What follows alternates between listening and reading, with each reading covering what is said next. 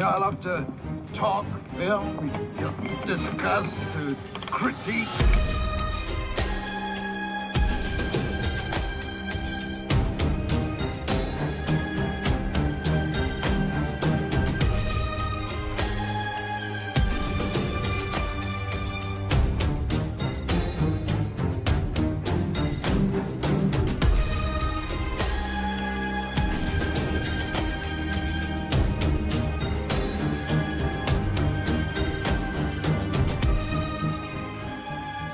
The box.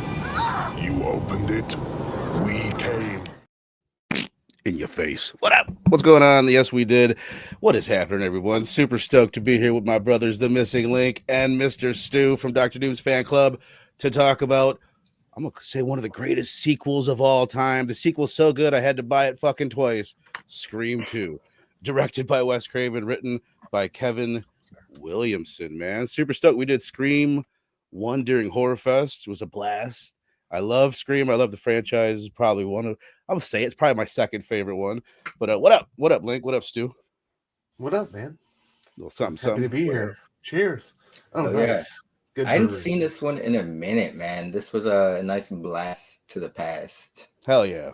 Yes.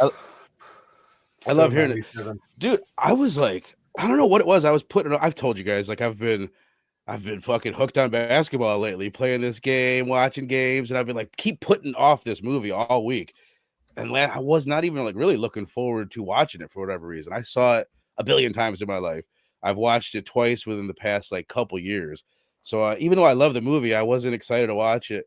Within like 30 seconds, I'm just like locked in, loved it, like loved the whole thing. I have issues with it for sure that we'll get into, and I'm sure we all do to a degree.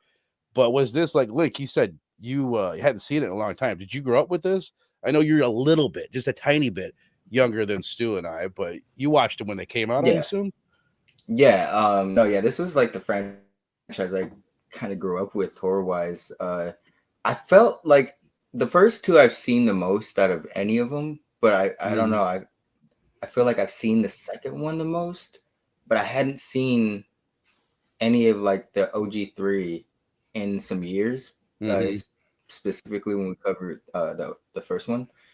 So I hadn't seen this one in a while either. So, it was kind of like there were certain things I remembered, but it was definitely like watching it for the first time. Like I didn't know everything and how it was going to play out. I love it. Did you know the killers? Did you know both killers at the end? One. Awesome. I kept trying to guess. I completely forgot it. Yeah. So you did, like, Stu? You forgot both of them?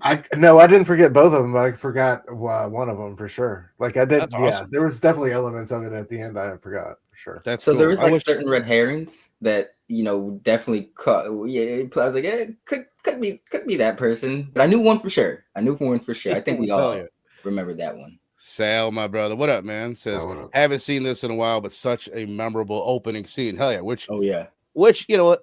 Fantastic segue, man. Well, I'll ask you guys your overall thoughts. Like you enjoyed it. Like before we get into the opening scene, like quickly, briefly, you guys know what we're gonna do. Especially with these movies, I like to hit the opening scene, hit the middle act, and then we'll talk about the end at the end. But keeping that in mind, like what did you think overall on the rewatch? Obviously, you say you enjoyed it. I enjoyed it. I really enjoyed it. There was certain things about the last act that kind of bothered me. I would think it kind of screams sequelitis. Yeah. But it was a smart sequel still, even though it was plagued by some sequel problems. It made me really want to go back and watch 3. We'll get to it, baby. Yeah, okay. All right. Yeah, love this franchise though. It's like even the bad ones are still highlights, are still gems to have, Agreed. So no, yeah, I enjoyed this rewatch. This was cool. Hell yeah, man. Mr. Stu, what about you, dude? And your history with it? Well, I was 15 when it came out, man. So hugely impactful upon me, like as the first one was, right? The first one was it. Like, and not like Link said, dude, this was the one we like grew up with, this was our horror movie. So it was always a joy to revisit, even if I've seen it and I had seen it recently because I always end up watching at least one of these around Halloween time, whether it's for, a show or not, you know what I mean? They're just so classic like that and so fitting. But yeah, I loved it, dude. It's very 97 in so many ways, and it's also just a great sequel. I love how meta it is. I love how it establishes like the stab film like series, like the series within the series. I love how we got, what was it, Tori Spelling and fucking Luke Wilson, and like I love what it. I mean? Like when he's like, oh. I love how silly and as corny. Billy Loomis. Yeah, Stab's always great in it. It's so dude. extra cheesy and corny. It is just from the get-go. Like it's obviously they had big shoes to fill with that opening scene in the first one, but I think they really delivered there. And it was just it's a joy to rewatch, and this case was no different. So I love it. Yeah. Before we do get into the opening scene, a couple little like fun facts to throw out. I can't believe how good this movie is with how quick it came out. Like it was released, I think it's just under a year after Scream, because Scream was so big. I mean, we all know, but it's like I can't remember like the last time a horror movie like was that big that it like took mainstream. It got that mainstream. Like Get Out was huge, but not like the cultural impact that Scream had. That was like how there's so many fucking staples throughout the 80s. They're really, you had some hit. I guess you could say Leprechaun was kind of a hit of the 90s, Candyman, stuff like that. Yeah. But Scream was the first franchise to have like you were talking about, that cultural impact. Like it came out in 96, the first one. Yeah. So like first 6 years of the 90s, there was really nothing that caught on. Like, I feel like even something like Leprechaun it's like a cult thing, is right. Well, it's still like you this would be considered more not you're gonna I'm tempted not to use the term, but like elevated. You know what I mean? This is something that is not looked at where it's just like just a horror movie. This is more than what most people would think of as just a horror movie. Like I guess is the safest way for me to say that. Yeah. How Danny Boyle approached the zombie genre with like a sophisticated, sci-fi influence. Like Wes Craven did the same thing with the slasher. Right. He leveled it up a little bit, which I think is what a lot of people like. Its detractors don't like about it. It doesn't have the sleaze. It doesn't have the gore. It's not as focused on the kills. More characters, more beautiful actors and actresses. You know what I mean? But that's part of what I love about it is the characters, and it's something that it has head and shoulders above Friday the 13th, Nightmare on Elm Street, Chucky, Candyman. You know what I mean? Like the other Leprechaun, the other ones that you would think of in the same genre in the same period. But something I feel like go ahead, man. No, I was just random tangent. You're talking about characters, but I think I remember you saying it before. Like Sydney is like is it Cindy or Sydney? I get it. Sydney. It's Cindy in Scary Movie. Cindy in Scary Movie. Sydney in Scream. But she's the ultimate final girl. Like she's like just the most discerning in a sense. Like she's always learning from her mistakes and stuff. Like she's never repeating the same stuff twice, and if she does, she's always ready for that shit. So it's like I can't really think of any other final girl. Maybe Jamie Lee Curtis. Depending on which Friday the 13th. Well, not Friday the 13th, but Halloween. But right, like by the time she gets into some of like H2O is when she's like, finally when you could like argue that she's as strong as Sydney. But she's not, like, especially even at the opening of this movie, the way that Sydney is dealing with the pressure of the last movie right away and kind of blowing off people prank calling her. Yes, exactly. I love that. She hasn't crumbled because of the whole thing. Like, dude, nobody looks scared like Neve Campbell. Like she does scared or just like terrified so well and so believable every time. You know what I mean? There's such a great consistency to it. Right. Strong. Like it's like you said, it's believable. Like she's like not. You can tell there's some fear, but she's like not stoic, but not intimidated in a way. Right. Exactly. Right. She shows it, but yeah, exactly. She's still like just hella strong. She's like Ripley level badass female strong. Like, you know what I mean? I would put her up there as like, she's probably the best final girl of all time. A lot of people would argue Laurie, but Laurie, like in the first Halloween, she's not that strong of a character. She makes a lot of stupid mistakes. She gets saved by a man at the end of the movie. You know what I mean? Yeah. It's hard to compare her. She's the first, so she gets a lot of credit for that. But the one thing I was going to say is I did not know this, man. I think maybe I heard it, but a lot of this was felt like news to me this week, looking it up, that the script, the first 40 pages of the script was leaked. Yeah, it was like one of those first films that dealt with like the pressures of the internet and all that. They rewrote. I saw some interview with Craven. He said, "I got it. I think I got it that day, and that by that night it was on the crazy. internet, which is fucking nuts." Well, it's crazy. It's just like when they filmed the opening scene and they had that huge crowd, and then that night the opening scene was on the internet, like large chunks of it filmed. You know what I mean? Not like the way that they shot it, but the idea of it was out there. But originally they had different killers. They had two different killers. We'll talk about it at the end or whatever. I can tell you who they are right now. I have it written down fucking somewhere. Were they in the movie? Haley and Derek were the killers. What so didn't they? It was going to be the boyfriend, Sydney's boyfriend, and Sydney's best friend, her roommate, were the original killers. And they rewrote a lot of things, but I think even at one time they had even different killers through the movie. So I do the way I understand it, like they could have changed the killers at the end of the movie and it still would have worked. For whatever, you know what I mean? They set out all the red herrings. They like, had I heard they had a draft that had Dewey as like the killer at the end. That would have been sad. That would have like, you know what I mean? That would have been such a bummer to me. I still remember seeing it for the first time and thinking it was Dewey at parts in the movie. I'm like, oh, it's that fucking cop from the first. There's definitely like I feel like there's definitely echoes or like little ghosts of what's his name? Her boyfriend being the killer and Billy in his role, yeah. Oh yeah, for sure. You know what I mean? With the new guy? Dude? Definitely. Jerry O'Connell. Yeah. You know what? I thought not to get too far in it, but I was like, he's one of the other killers. He's got to be. He's too there's too many things pointing at him. He's always there at the right time at the right place. Type shit. Coincidentally. I love that both of you had forgotten. That's so great. No, yeah. I don't know. Let me ask y'all. Did y'all think it was still pretty easy to pick Timothy Olyphant out early? You know what I mean? He kind of stood.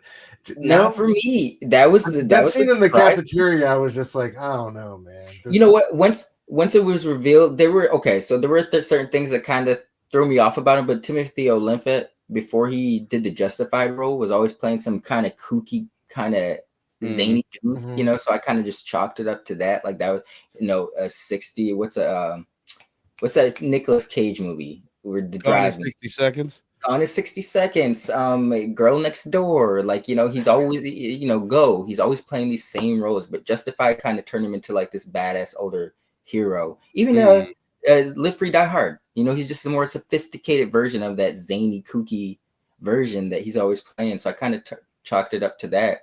But by the end of it, I was like, once they revealed it, I was like, that's why he was asking he wanted certain interviews and he was so interested in certain things, it clicked. But before that reveal, I was like, oh shit, it's him, But that I was like, that it makes sense now because he was like asking some weird questions. But I just thought that was Timothy Olyphant and shit, Right. Well, he was kind of playing the role of as the guy that was trying to make you think it was everybody else the whole time. He's bringing up, well, it might be this guy, it might be this one, or he's trying to blame it on different people. Yeah. But let's dive in with the opening scene, which how do you follow up the opening scene from Scream 1996? It's probably the greatest opening scene in horror history, one of the best opening scenes in film history. But this is so smart and so different. Just like putting it in the setting, in the theater. I guess Kevin Williamson came up with this idea while writing the original script. Like they always knew that this is where it was going to start for Scream 2. And then he kind of like based the rest of the script off of this. It's like, okay, if we start there, then Sydney's going to hear about these murders and that'll kind of kick things off. And it feels really organic in that way. But how smart this is, like I never appreciated it when I was a kid, like necessarily what they're doing. And it goes back all the way to like Wes Craven's earliest films. Last House on the Left. We talked about it on PCP movie night. He's trying to show the audience, like, look what you came here to see. Like, you signed up for this. You didn't know it was going to be this real or whatever, but it's very different here. It's much more like entertaining than it is in Last House on the Left, but it's the same idea of like, oh, you came to the movie theater to see blood and guts, and look at now you're seeing it in real life. Like, this is what you signed up for? And really, really interesting way. And then just what they're doing with the movie inside the movie. It blew my mind this time. There's a psycho nod in the stab scene. And Yeah, with the shower, they had the gram in the shower. just Yeah, the thought of like it's so many layers to it. We're watching a movie with people watching a movie about, and the movie is based on the events of the last movie, and there's a nod to another fucking movie. It's just like it's so cool. I don't know, the layers yeah. to it kind of blow Many my mind, man. layers.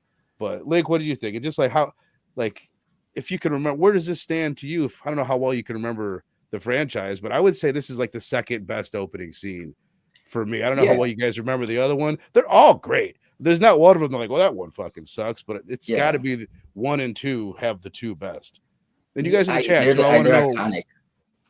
Oh, Yeah. no, yeah. I think 1 and 2 are the most iconic. Like I think I was thinking of what's the one with Samara Weaving? The most recent? 6. Yeah. 6. Okay. That one I think is just because I've maybe seen it most recently, and that's our girl. But Mhm. in terms of iconicism, I don't think there's they are not made fun of, or there's no spoofs on any of the other Scream openings besides the first two. Right. That kind of speaks on the volumes of them. But I loved it. Like you said, it was super meta. It was very paranoid, just like the opening of the first movie, but in a different way, because they're in the first one where it's in this isolated house, big house where the girl's by herself. This one's surrounded by groups of people. Right. Kind of telling of culture now, or people now, or everyone's, you got so many thousands of videos of online of people recording some heinous act or someone getting their ass beat or killed sometimes.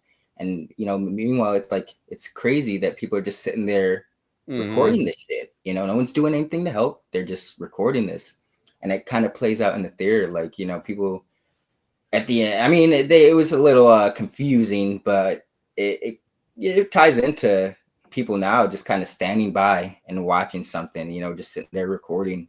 It was. I tried to put myself in Jada Pinkett's shoes, like how fucked. I mean, it was fucked up what happened to Omar Epps, but like she's just getting ganked, bro, over and over, and a crowd of people are cheering that shit on. She's Right. looking for help, and it's like that was savage, but yeah, very iconic, very poignant. That is a Yeah, good point. Just like to really like put yourself in her shoes and imagine that. Like if yeah, you're really sitting there in that much pain, you're dying, and everyone's just like, ah, fuck yeah. yeah, Like it yeah. is pretty, like it is really tragic. Hell yeah. What about you, Stu? Yeah, I mean, it's love it. I love it. It's hilarious. I love that we get the Omar Epps glory hole killing. You know what I mean? Mhm. And it's just great. Yeah, it's what, like Link said, man. It's wild seeing her get straight like bled out. As everybody's cheering on the violence on screen. It's so fantastic, and I love her like finally getting up on stage and that scream she lets out. It's so It's great. You know what I mean? I used to think it was kind of corny, but it's I don't know. It's not. No, it's It solid. is Is that kind of her corny, but there's actually? Is something what I'm crazy about it. curious. Like, is I that think so. because we don't really see like a whole lot of her, actually making that sound. So, but yeah, It reminded me of the Fifth Element scene where the blue chick, the opera singer, is got like if she gets shot, she's like, that's what it reminded me of. And they both came out in 97, coincidentally. That's yeah. wild. Yeah, I haven't seen that movie since probably It's '98. and dude, like, I just remember the screen mask being at fever pitch around this time, Yes. man. Like the glow in the dark versions, like it was already like instantly iconic. Everybody had it for Halloween, like after the movie dropped. And it was such a simple, easy, cheap costume. You know what I Right, mean? right. Like so easy to put together. So this just felt so like on the nose for that. It was a brilliant opening. One thing that I always take from it, or especially at the time, I was like, God damn, is that what theaters are like in big cities? Yeah. You know what I mean? I want to go to that theater. I do remember at Scream 2 in my theater, the whatever they call it, the people that worked at the theater were dressed up as Ghostface, going up and down the aisle, like checking on things. It didn't look like that. Not the whole crowd was dressed as Ghostface and going ape shit, but goddamn, That's I cool. wish. The I wish I 90s? could go to a theater like that. What up, Chill? You old son of a bitch. I think we've all been in a. And you never been in a theater that was a little unruly. Like I remember. Not that festive. I would. No, I that one, that joint was know definitely that- off the chain. But like, I love how dude was wheeling the flying Ghostface through the, like they had the wire. Did you notice that part? Like the usher was wheeling him around through the. The 90s through were the all theater. about That being was great. extreme, bro. Like even in Office Space, like the dude with the flare, the personal flare, you know, it's Yeah. all about taking it to the next level. And you know, because I remember that reminded me of that the opening scene, the Ghostface shit, reminded me of seeing like scenes of people going to see Phantom Menace opening night and shit like that, or the trailer for something like that, you know. Mhm. But I've never been a part of an event like that. But I've always wanted, you know, it's cool, it's crazy, but I've never had the luxury. I would say the closest that I've ever been to for a theater like this was at like one of the bigger Marvel events, like Infinity War or something like that. The theaters around here, one specific theater, they would put those in one of their smaller, more intimate rooms, and they would pack it. They would do something kind of special. And I always like I remember like the moment. Spoiler alert: the moment when Tony died was just like so like intense in the theater, and everybody was like so into it. You could tell everyone's fucking crying. Like, I saw it in the afternoon before work, and the most experience, the packed shit I've ever been to in recent memory was fucking the first Hunger Games movie, bro. Like I didn't know nothing about it, and it was just going into it blind. My homie was like, "Yo, it's Jennifer." I can't believe I'm forgetting her name, but I had a big crush on her at the time. Yeah, and I still do. I still do. Yeah, too. Jennifer Lawrence. Jennifer Lawrence. No, Silver Linings Playbook. Oh my god. But Silver, I love that movie, bro. That's a classic. But we get there and it's full of like fucking 12 teenage girls. I'm like, bro, like let's leave. And I went with him, and he was like, we're already here, man. Like it's not gonna be that bad. But I just felt like really, I was like, man, this is not our demographic, my man. Like, you know, like, we shouldn't be here opening night.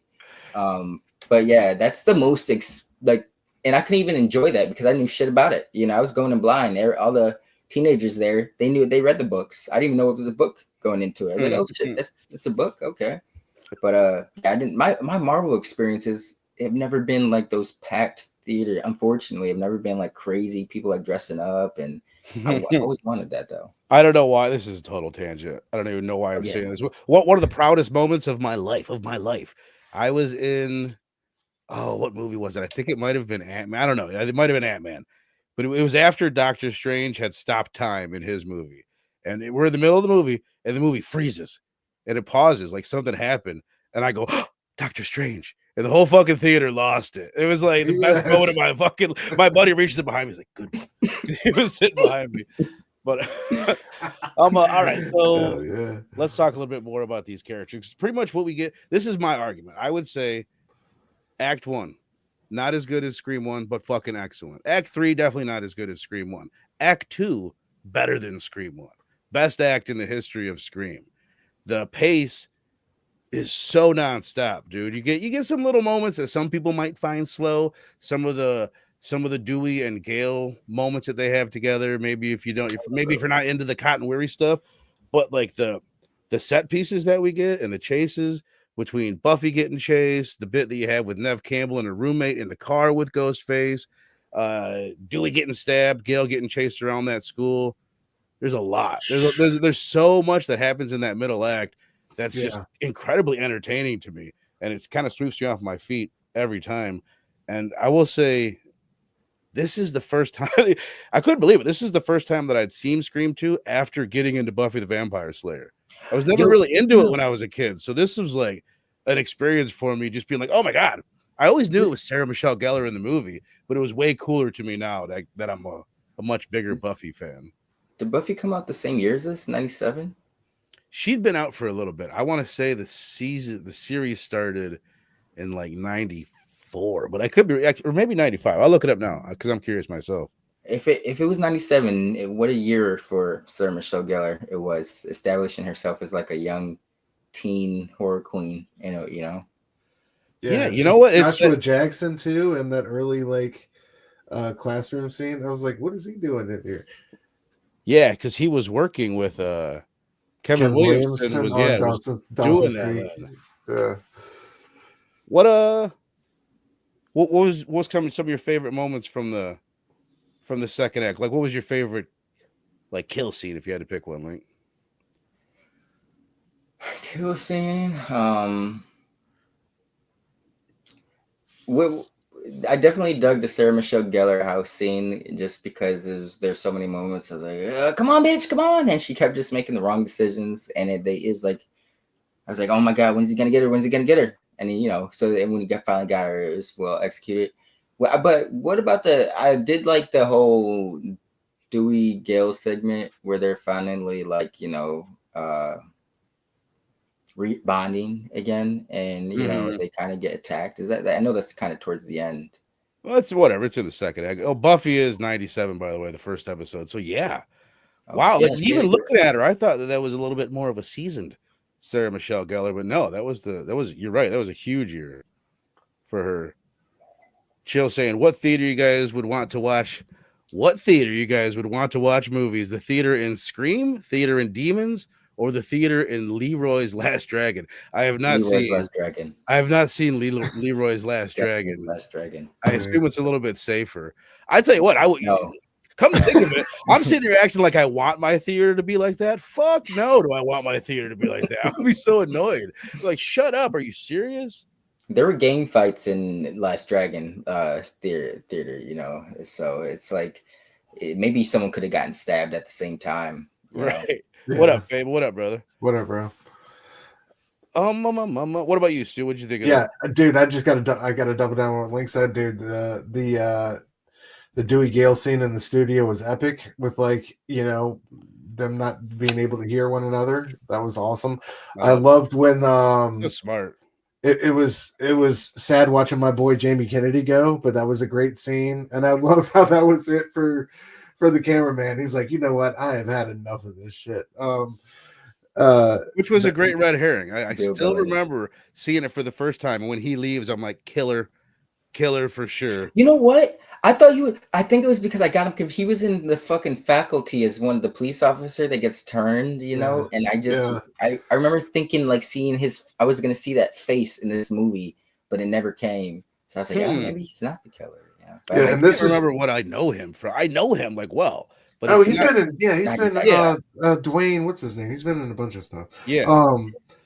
This is how like 97 this movie is. Like I was watching some behind the scenes thing. Apparently they're on the Blu-ray soundtrack or something. But when Homeboy's getting stabbed in the van, right? And those guys come around with playing the music on the they're playing Cottonmouth Kings, bro. They sure does. That's funny. Above the rim. That was hilarious. Above the rim. That's the main thing that I know him from. You know what? I was surprised to see no one playing hacky. Was it Dwayne Martin or something? Yeah, Dwayne Martin. That's hilarious. Okay, I get him and Bill Bellamy confused. I once watched my buddy get 1,564 consecutive hacky sacks.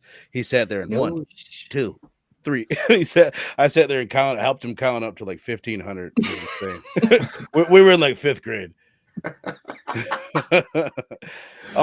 That's a great random factor. He's so funny in the movie. He's got some of the best like ad-lib lines. The one part when Sydney's roommate says, "Did you get that on film?" Yes, I got that on film. That was ad-lib. That's so fun. I wanted to put together like a quote thing like I did last time, but I was just too busy, too goddamn lazy to. But had I, it would be epic. We should. I will put together one eventually. Because I didn't think there was enough funny lines in the movie to like really put one together. But then watching through it, I was like, no. I love when Jamie Kennedy goes British for no reason at all. Like supposedly, there's somebody that works on the crew. He's impersonating like a producer. For real? Like, I love that though. It's so random and fitting of his character. It reminds me of some Stu. It's got that Stu energy to it, Oh, totally. They're missing Stu. That theme song that comes on every time, like Dewey and Gale are together. That's a riff off, because we were just kind of talking about it, but that's a Broken Arrow theme song. It is, and I didn't fucking piece that together until a few hours ago, bro. Like that's hilarious that you would even notice that. That's a good, because I just heard Wes Craven talk about it in the commentary. It was a temp track. It was like when they're making the movie and editing it. they like found something that they didn't own. We'll just put this here temporarily, and then they fell in love with it, and they tried to find It's other great. things, and they're like, "Fuck it, we'll just buy it." A lot of I love that people, shit. a lot of people make fun of it. There's like a different version of that in Scream 3. Like they bring it back. It remains Dewey's theme, but like I Dewey's think theme, they yes, end up it- writing a Dewey's similar theme. I love thing. it. Dun, Yeah. dun, dun, dun. It is. It's got like this like Western feel, but it's like kind of like corny and cheesy, which fits Yeah. I Dewey. love it, bro. I It's love, like- I love the back and forth between, like, you know, obviously they were together or whatever, but I You love can that. feel the chemistry between It was Totally. great. It was fantastic. Like those were some of the best scenes. Like when he was, you know, all mad, and, you know, He's like, making how her do you feel know bad. that I don't act like you? The gist was like, how do you know I don't act like a simpleton so people get comfortable enough to Right. allow me to do Yeah, my yeah. job? And she has like the biggest cheese on her Yes. face. Like you can tell Yeah. she's turned on, and she Yeah, like she's really, like, you really into him. adorable little idiot. Yeah. Just, I love that. I think this might be her best performance like ever in anything. I was like really trying to think like, is Courtney Cox a good actress? And I think the answer is maybe yes. You know what I mean? It's really hard to doesn't have judge her any as Monica Yeah. on Friends, but like I don't know what she's done. Maybe I Not could a think of some lot. stuff as far as movies other than Scream movies, but in this, she's great. And you're right, especially when she's with David Arquette. In the scenes with Dewey, they're so intimate and like you kind of fall in love with her. Like, and they Yeah. just, I don't know. Yeah. You can You know really she's there's a so bitch, many you know? there's so many I funny know- moments. I remember like there was that one scene where she was on the phone or whatever, and they're like, who is this? And she's like, you know, Gail Weathers, author of the whatever murders, and the Woodsboro person's like, Murders. who? Yeah, and the person's like, who? You know? There's like so many, and then like the I was nude, but it was Jennifer Aniston's body. You know? Yes. Oh, That- yeah. I don't know. There's so many funny ass scenes. I like that they don't take it too far, like to make her like she still retains some of her shadiness, where she Yeah. says, she doesn't tell Cotton Weary that Sydney doesn't know about her and things like that. She still has room to grow for the rest She's of a the daring franchise. asshole. She's like the best kind of asshole. You know, shout out to her because she's a great final girl as well. She's someone who's always kind of leveling up. Mhm. Very you know, true. Sydney Very true. steals the spotlight, but she's right there along with her. Gail's been holding Dewey's her a own. good final girl too. Let's throw Man, him in what there. the scream that he got taken out on when that happened, bro, like right there, even no matter Spoiler what, alert, too. like I totally deducted so many points from the movie for me because it was so Yeah. unceremonious. Fucking Jamie Kennedy's talking about how he could maybe come back. I'm like, fuck that. We didn't see shit. Maybe Dewey's gone in Witsec. He's like some government agent shit, like Hayden Panettiere. That bitch Yeah. popped back up. Maybe his bitch ass can pop back up, you know? Like I'm just saying, Dewey was like one of the best, and the way they took totally. him out, fucking hurt. I do agree with it. I don't have a problem with that they did take it out, but you're spot on. It was unceremonious. Let's not get into it too deep, but yeah, it was fucking ruined that for me. But what's funny is I think so much of what I love about Dewey is based on that first movie. Because he's never, don't get me wrong, he's still like got some lovable moments in this one, But he's never as he's incompetent. never that same character that he is in the first one. Right. Which is cool. No. He shouldn't be. His sister got killed. A lot of people killed on his watch, kind of, but he's never as fun after that. It's really crazy great. how they amalgamated in side tangent, but in Scary Movie how they amalgamated Dewey in 1 and 2 because you know the I don't know what the term, not nomenclature, but like the popular idea of Dewey out there is like kind of incompetent and he's kind of he's limping and shit like that. But that, you know, in the first movie, he was, like you said, that's the only time he's incompetent. You know, every other movie, he's always leveling up. He's the one who's kind of really always on the money, to be quite honest. Right. But the popular like idea of him is like this because I think it's because of Scary Movie that you know a handicapped, incompetent person when that you know it's only and it's I'm glad they kind of addressed that in this movie because even Jamie Kennedy kind of brings it up. He's like, "What's with the limp, bro? You got stabbed in the shoulder," and he's like, "Nerve damage." Because I remember because we covered the first one recently enough, and I remember thinking like, I don't remember him getting damage in that area, you know, for him to be fucked up like that. But Wes Craven addressed that. I respected that. Right. I love that that they ditch it after this. If I remember correctly, even by the time 3 rolls around, he doesn't have the limp anymore. They just kind of do away with it. I don't know if I said what up, E, old son of a bitch. What up, my brother? What up, bro? Chill saying Dewey Chill, so what up? awesome. His alter ego in Scary Movie Doofy was epic. Yeah, I so true. love that It character. was Like so great. so goddamn Smell my much. finger. Sal saying we got the Matthew Lillard rumored. Yeah, rumored. He's Dude, definitely returning. I hate how much He's I'm confirmed. He's got seeing to already. come back, bro. I don't want to see all these people that are in the fucking movie. Like, quit telling me. Yeah, I agree. This with person in you. the You movie, know, that I person mean, in the movie. It's I- like, just let me know when I watch the movie. I plan on seeing this film. I feel But you. I kind of have to feel like they're kind of, because there's kind of like some behind the scenes drama with the last development in this one. I think they're trying to like reinstall some fake, because there's a lot of like, I don't know if I want to see this new one. You know, Right. now you guys are getting Nev Campbell back as a last resort when you guys couldn't make an agreement with her in the last movie, and it's like, okay, how good is this really going to be? But I don't know. I feel like because Stu is one, even though he got shanked and had his TV smashed on his head. Maybe he's been fucking, it's probably be some fucking ghost shit, but maybe he's been in, some weird confinement for the last.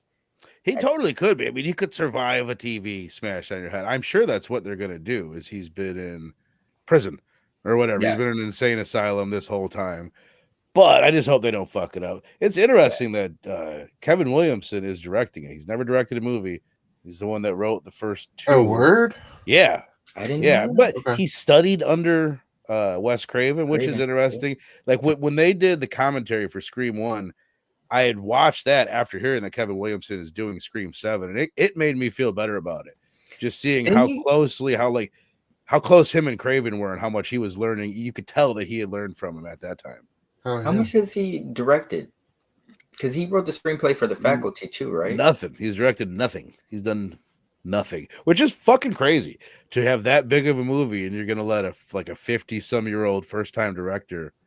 I mean, he kind of fostered the franchise. Well, he might as well let him take a shot at it. He wrote the screenplay for The Faculty, though, correct? Yes, yeah. And Okay. he did. I Know what you did Man, last summer. I think he did. I know what you did last summer. I'm almost. Oh, he positive. knows what he's doing. We gotta, Yeah. yeah. He did more too. I think he might have done some other things. He did. Oh, you know what? I don't know if he directed it. So I could be wrong, but there was a movie that came out in 2022.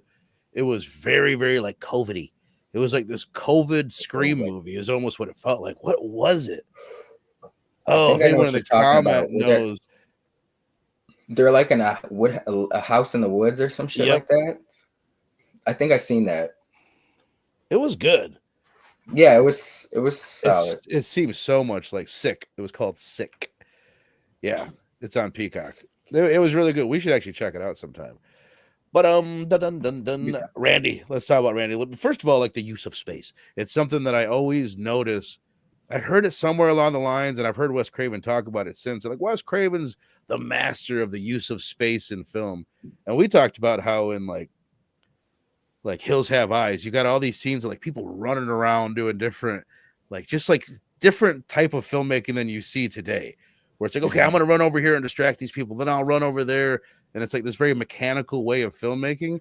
And it's another thing I've always thought about the Scream franchise. One thing that makes it stand apart, it's not about the kills, it's about the chase. And it's like, well, goddamn, that's Wes Craven right there. That's like an evolution of that idea. It's all about running up the stairs and doing all these different things and using space. But one thing he points out in the commentary that I now always notice in other films, and I definitely notice in Wes Craven movies, is like using the depth of a scene. Like there's certain scenes where like the first time that you meet the boyfriend, like Randy and Sydney are talking, and then you see him like climb over a railing in the background, and he like enters from the background. And like it's blurry from the it's just like seeing something, like you see it before they see it, and it's happening in the distance, and it like really gives the viewer a feeling of depth in the scream. And then like the other really like one of the best uses of it is the courtyard scene. It's one of the reasons why I think it's so cool. And I going back to the set pieces, this is probably my like favorite horror set piece because it happens in the day in an open space. And that's like the opposite of how things should go. It should be at night in a closed space. And if it is during the day, it should be like in an alley or like somewhere where you're cornered or back up against the wall.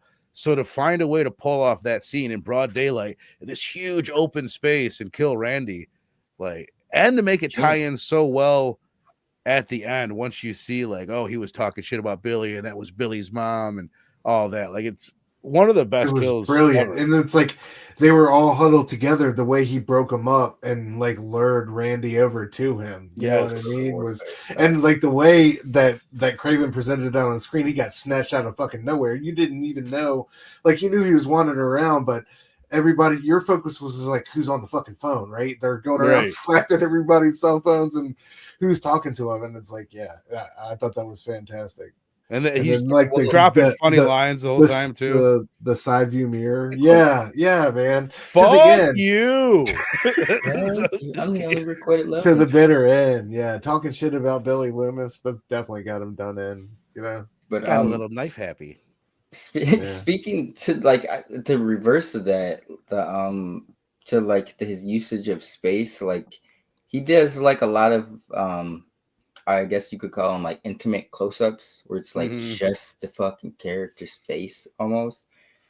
And that helps really sell a scene on like, you know, the like I think that's kind of like it works because we were speaking of Sydney and it's like we can just see her like no one can sell fear better than her. And it's like I think it's due to a lot of those close-ups that we can see like the micro I know you know the word for it right now. I'm a little buzzed, but No, I feel you. Little micro yeah. things, that social things that we pick up as people that really sell emotion.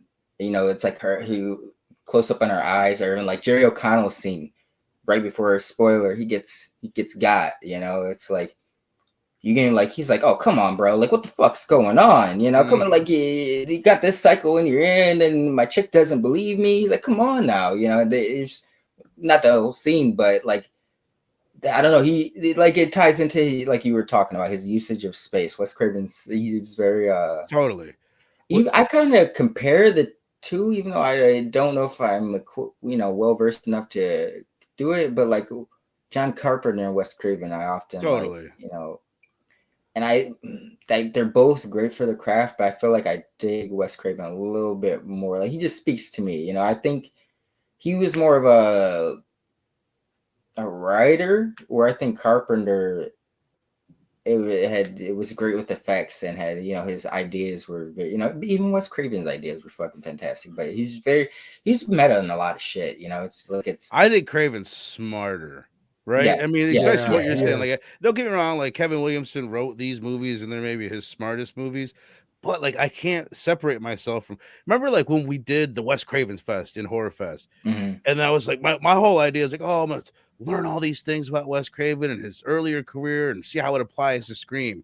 And I'm like, oh, this applies and that applies. And then I realized like, well, shit, Kevin Williamson wrote all this, so I don't know even what I'm talking about. But still, like I can't, there's got to be a connection between all these, you know what I mean? Wes Craven's early career, it's like he picked out the script, or some of these ideas definitely are his. I know it's at sometimes, especially in this one, because of the quick turnaround with the script, sometimes Kevin Williamson would just write, Wes will make it scary, like for a scene. This happens with no details, and Wes will handle all that. To that credit, you can have a great script sometimes, but you put it in the hands of an incompetent director, and it can seem like shit. You know, it cannot be as great as it will. Because there was a movie where I wish I could remember it, but you were talking about that was on the Hollywood blacklist for a long time. I think was it Werewolves Within? Yeah. Oh no. What was the one we just talked about? What we do last week? Not The Gorge. Or it was The Gorge. Case in point, I know I say Scott, your mileage may vary, but it's like maybe clearly it's Hollywood Blacklist is legendary for like this is like this is one of the best screenplays we've seen all year, you know. And I don't think The Gorge is gonna be one of the best movies you've seen all year, you know. Right. Like it was fair. But tell that to my wife.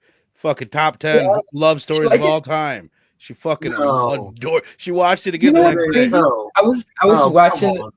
I feel like you guys are a little too harsh on it because I know you guys both scored it in the 2 range. I was like 2 range to me is kind of like it's teetering on shit. To me, it was like an average movie. You know, it wasn't crazy, but it wasn't. It was average for what it was, but I don't have any taste for like that kind of action right now. I think Vern nailed it. It wanted to be 8 different things, and it wasn't good at any of those 8 different things. Exactly. But see, I kind of had the idea that for people like us who kind of like vet it, but the average moviegoer doesn't look, or they're not trying to criticize and like I kind of had the idea that this movie was going to strike a chord with your average moviegoer. 100%. Like, that's my issue. Like, it's more mainstream, which is whatever. That is what it is.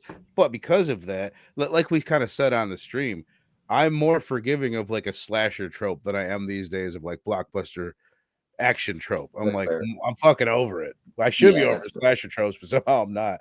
Chill saying, sure, skinny ass Matthew Lillard can survive an old school 40-pound Sony falling 3 feet. Sure, I believe it was a Hollywood TV. And you know what? Those bitches were heavy back in the day too. Let's be real. They were some big boys. Yeah. Chill say the rule in his house growing up: if you're on a date with a girl, put on a Wes Craven movie, you're all set. No need for lube when you have Wes Craven. No, but I love like speaking of Jamie Kennedy's death and just like Jada Pinkett's death, I love how, you know, he's able to pull off the violence off screen. We don't necessarily need to see every stab to feel it, and he does that really effectively. Yeah. And I think that's part of like, you know, how he's able to get that violence across without, you know, having to be too visceral. I'm glad they showed Randy though. You know what I mean? Like, I'm glad that when we did see, because he got killed. Yes, that was a great shot. I love from the feet up. And and he deserved that, right? Like, and one of them had to die. Like, I wonder what. No, he didn't. Somebody had to die. Either Dewey, Gale, or Randy. Jerry O'Connell, get rid of his ass. Yeah, but dude, I would have liked to have seen Jerry go. Like, think about the impact. Well, Jerry O'Connell, we just fucking met the guy. He did die. I know, but like really, like worse. You know, I don't know. The roommate could have easily been a part of that scene, and no one would have cared because when she finally got killed, didn't care. You know, so I'm just saying she could have had Randy. I really liked the roommate, though. I really liked her. She was going to be the killer. How crazy is that? That she was originally the killer. What we didn't really touch on that to me, that's a great scene too, man. Sydney having to crawl over Ghostface, and then the friend has to do it. Then she goes back. To me, it's so good. There's something that it's so like, I think it's really the acting in the scene where the roommate does get killed. She's like, he's not there. He's like, what? He's not there. And then Ghostface jumps out. There's something like so corny and off about that scene. No, I love when she's coming through the car too, and she's like about to climb over Ghostface, and she's looking at the Secret Service agent or whatever, and she's like, it went through his eye. You know, she's like, bitch, get out of the car. It's so like, I love that. Fable and Evil saying Randy should have survived. Yeah, Randy is, dude. Jamie Kennedy. But that's because everyone's saying that is why he should have died. You know what I mean? Like, I'm cool with it because we still have Dewey. Dewey's got heart. Gail's got some heart. Sydney's got heart. I get it. Let's look at it. Let's pull. I see. Joss Whedon said this before. Like, every character should be able to like. I stand by that. Like even the side character should be able to be a lead. So it's like when they die, you feel that shit. It was slim pickings in this one, so it's not like because like I said, I didn't care when the roommate died. I wouldn't have cared if she got killed earlier on. Didn't really care much about Jerry O'Connell. Kind of thought it was unjust. But I don't know if you really need. I don't know if Randy had earned it. So because especially after everything he had been through in the first one, maybe that's why fucking Dewey got. I mean, side tangent, but maybe that's why Dewey got taken out so unceremoniously because Randy got taken out so unceremoniously. He went through some shit in the first one, bro, just to be fucking by fucking Amon. By fucking, you know, at least he got his like he did die early in the movie. That's one thing that's like, damn, but it's also part of the reason why you're like, oh my god, why it was so shocking. Anybody could. You're like, Randy, this fucking early in the movie in broad daylight, you know. So I don't know, that's why it's so effective. But I also feel you. But we've what did y'all think about Jerry? That's exactly where I was going. I have a close connection with Jerry O'Connell because he is my namesake. That's where I get my name, Verno. I'm named after Jerry O'Connell. He plays Verno. He's the fat kid in Stand By Me. I don't know if you guys familiar with Stand By Me. Yeah. No shit, for real. He's Verno, man. He grows up to be this sex symbol, shit, just like me. That's what I'm fucking saying. So, dude, first of all, I love Stand By Me. It's one of my favorite movies of all time. And then I'm not mad at my favorite show, fucking ever at the time that I feel like nobody remembers. Sliders. Thank you. No. You guys remember Sliders? Yeah, of course. Sliders was the shit. What exactly was it? It was like a quantum leap thing where they're jumping. Exactly. I just remember it was a cooler quantum leap. It was kind of like some Twilight Zone in a sense, because it's like I remember one episode they went to a fucking world or universe where it's like people just shopped the entire time, the entire year, some weird shit like that. That's weird. It is weird. No, yeah, it was some. Dude, now after I get off the stream, I'm gonna go try to track down some old Sliders episodes. I remember, if I remember correctly, it had like it came out with a hot and steamy like season or two, and then it was just gone. And for me, like it was one of the first shows that I'm like, what do you mean? Like, how'd they stop making it? I was too young to understand. It's one of those shows like Mantis. Y'all remember Mantis? No. Yo, fuck yeah. What up, Christina Payne? Like that had all the juice and then just like was around for a season or two and then disappeared. Sales down. He reminded me of the dude from the Ultraverse with like the bug eye or the giant. He had like one giant eye. It was like he wore all black and like a cape or some shit. I forget his name. He's Knight something. Yeah, so they went to alternate. Maybe I'm wrong. Maybe I'm not the only one that remembers Sliders. Everyone seems to be down with fucking Sliders. Maybe I was in a bad room last time I brought up Sliders.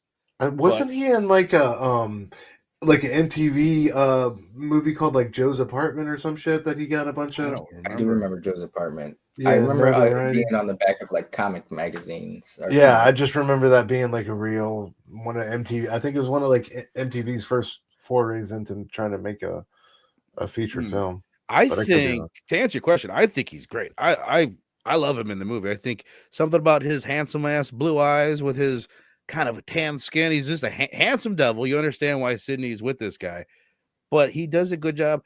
Here's the way I understand it. Nobody on the cast knew who the killers were until they shot the final scene. So we talked about it before. I feel like Billy and Stu knew. There's certain looks that they're giving, but I feel like you get some of that from Jerry O'Connell. But I feel like Wes Craven just told him you might be the killer. So you know what I mean? I don't, as far as I understand, he didn't know if he was or not, but he was like kind of supposed to be hinting at it. Well, from what you told us earlier, they don't even know who the fuck killer was because there was like 3 different killers at a certain point.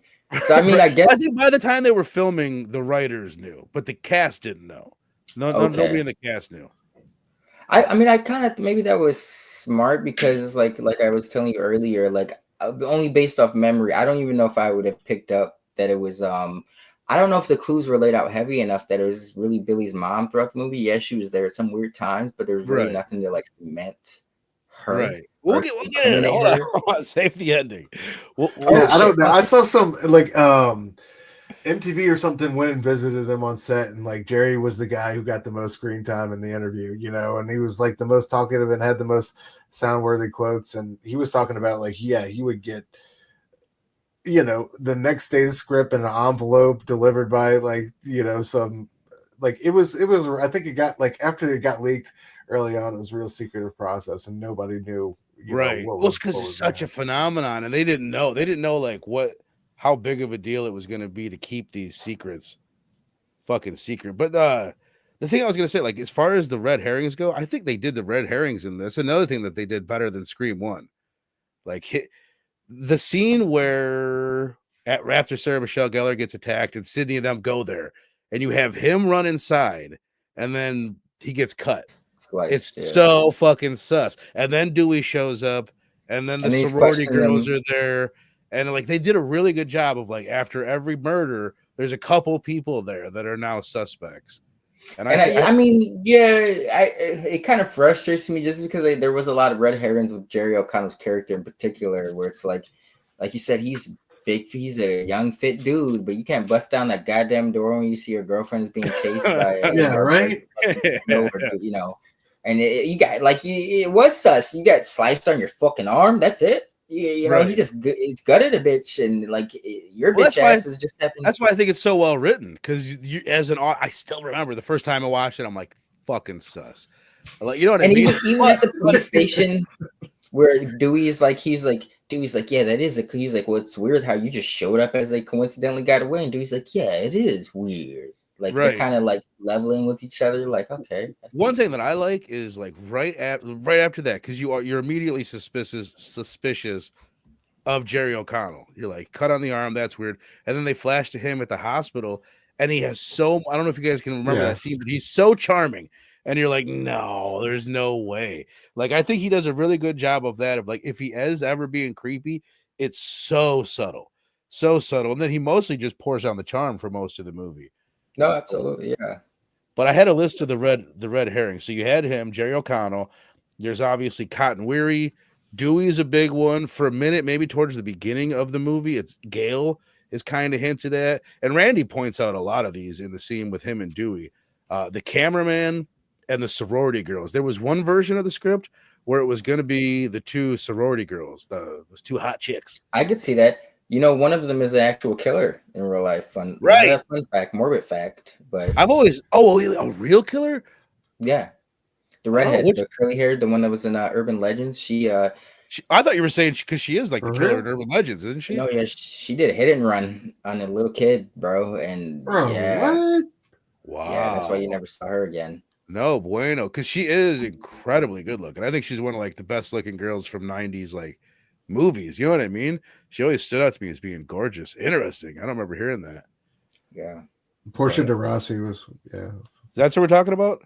No, the blonde. That was the that was Portia de Rossi? Yeah, Portia de Rossi. No way. Yeah, I kept thinking like she looks familiar, but I couldn't put my finger on it. She's Ellen's wife. She's Ellen's wife. Yeah. She was in Arrested Development.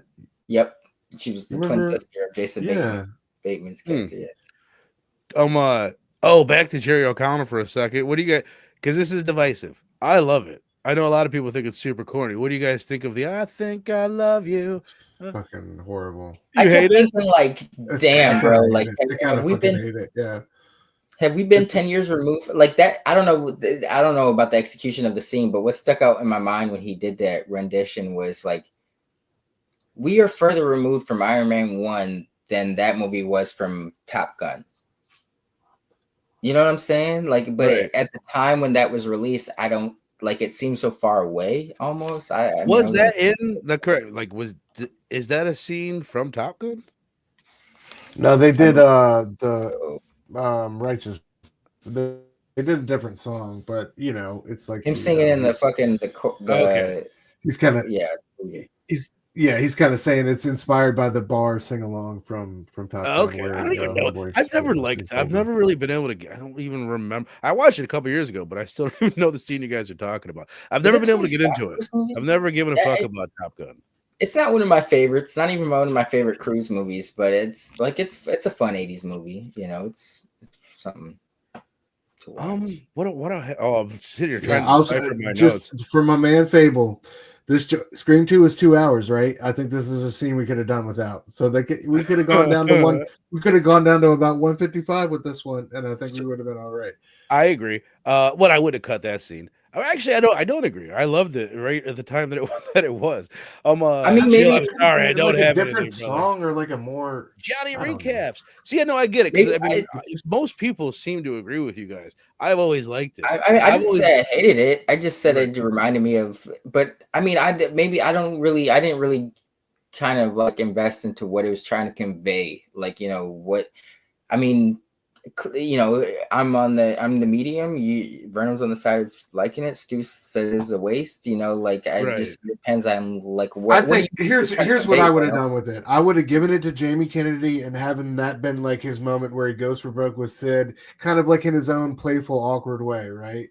And like sing some like weird song. To him. I think sad and simp, bro. I think Jamie Kennedy could have better than like Jerry O'Connell did. I don't know. He knows he's not gonna get the girl, bro. What do you if you're singing to a girl that you know they're in the friend zone with? Like that's some simple level shit. I don't think Jamie Kennedy was quite there. Right. And the Jerry O'Connell dude, I think they're trying to, at least for me, not if I'm looking at it, they're trying to convey like how Verno was saying, how charming he is. Look how upstanding and good this guy is. Like there's no way he'd fuck. He's the shit like singing in the courtyard, you know? Exactly. I think that's what it is. They're trying on one side, they're really trying to make you think he's the killer.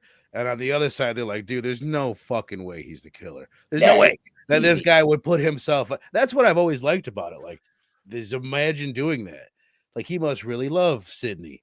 You know, like that's kind of what I've always liked about it. All right, there's different love languages. I would never do that. I can show better ways that I love somebody. But who's Little D? Yo, I want to know what happened at the house, like where he first got that little cut on his arm. You know what I mean? Like that was crazy. Well, if he really was, if it was the That was a good scene to like make you believe this guy he was might the be killer. full of shit. You know what I mean? Because Right. it was like the way they made that cut look kind of minimal. It's like, man, did he really do all he could have to like stop this guy? Exactly. That was like well played, and like I don't know. If it I was like the his whole mom, reaction. then she was just because clearly she was overmatched physically. Like he would have, she maybe she was just Yeah. really trying to get away at that point. And But she if it was was, there right afterwards too. It was Billy's yeah, mom was there right standing by after the that scene, so it payphone. probably was her.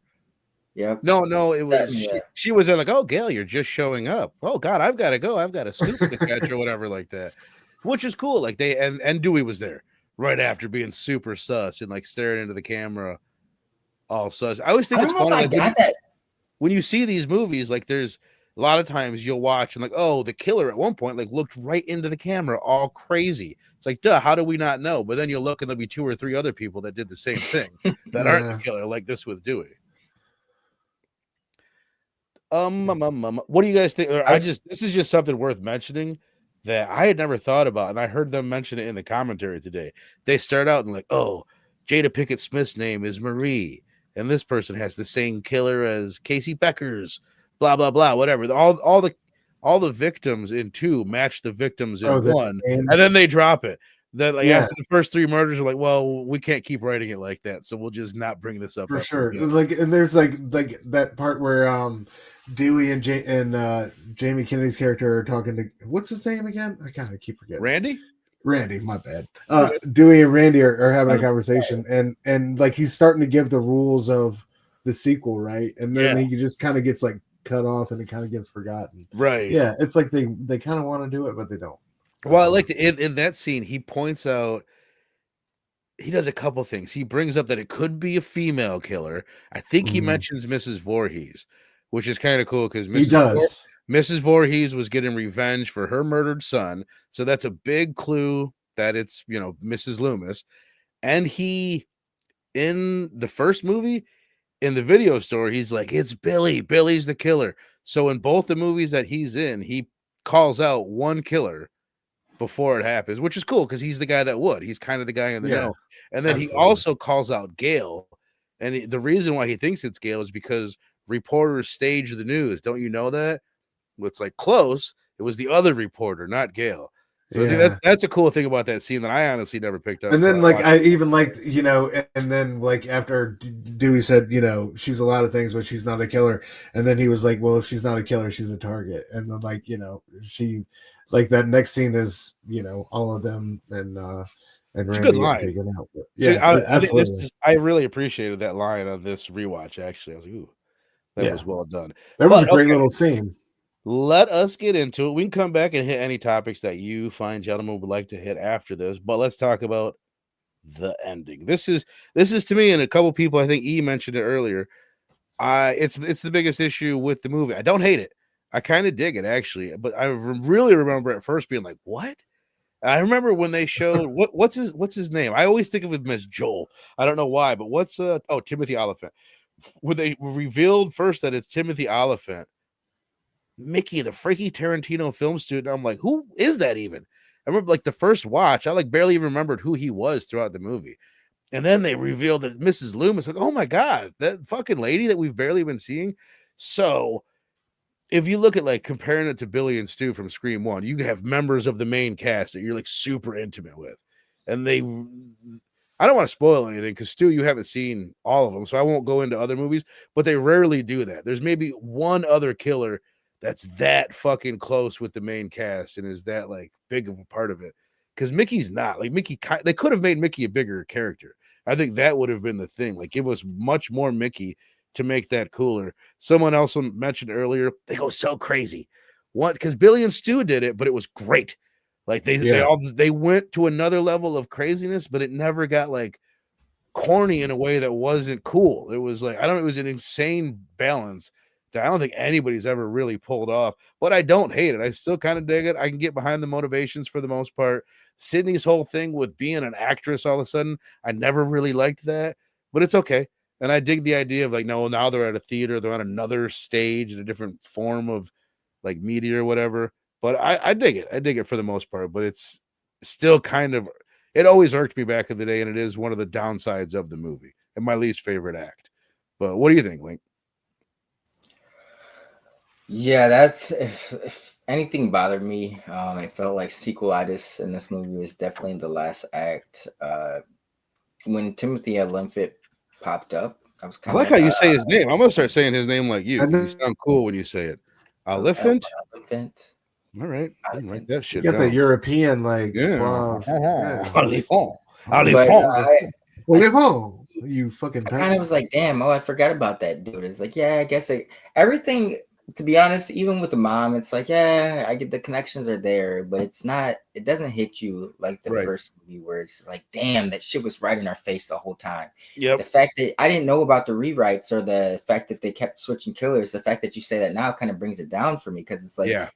at least some of the misdirection was intentional before I knew that, but now I know it's like shit. They were trying to make up their mind last fucking minute, Right. It's like they're at least if they weren't making up their mind at the last minute, they're definitely flirting with the ideas that maybe we'll just depending on how we feel or how the story flows, we'll just switch these people out and they'll be the killers. Mhm. Whereas with the first one, I agree with that very much. It does knock it down. If it could have just been anyone, if you could have Yeah. just plugged in anyone at the end and it would have been the same movie, it kind of Yeah.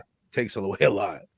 And it's the whole thing with her mom, then her going against the mom, and it seemed like it was trying to call back too much to the first one, but it wasn't as impactful or as powerful.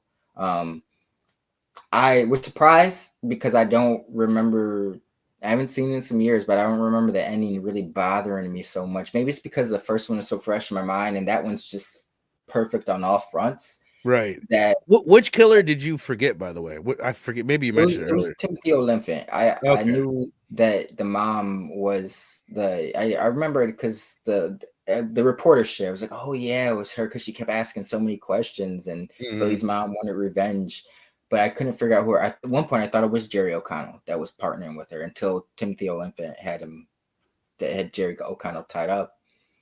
But that it was cool, but it felt it's kind of cheesy. Like I felt like it was maybe of the times, like it was cool for when it came out, but that shit's kind of, it wasn't bad, but it was a little like, Well, the theater shit, I don't know.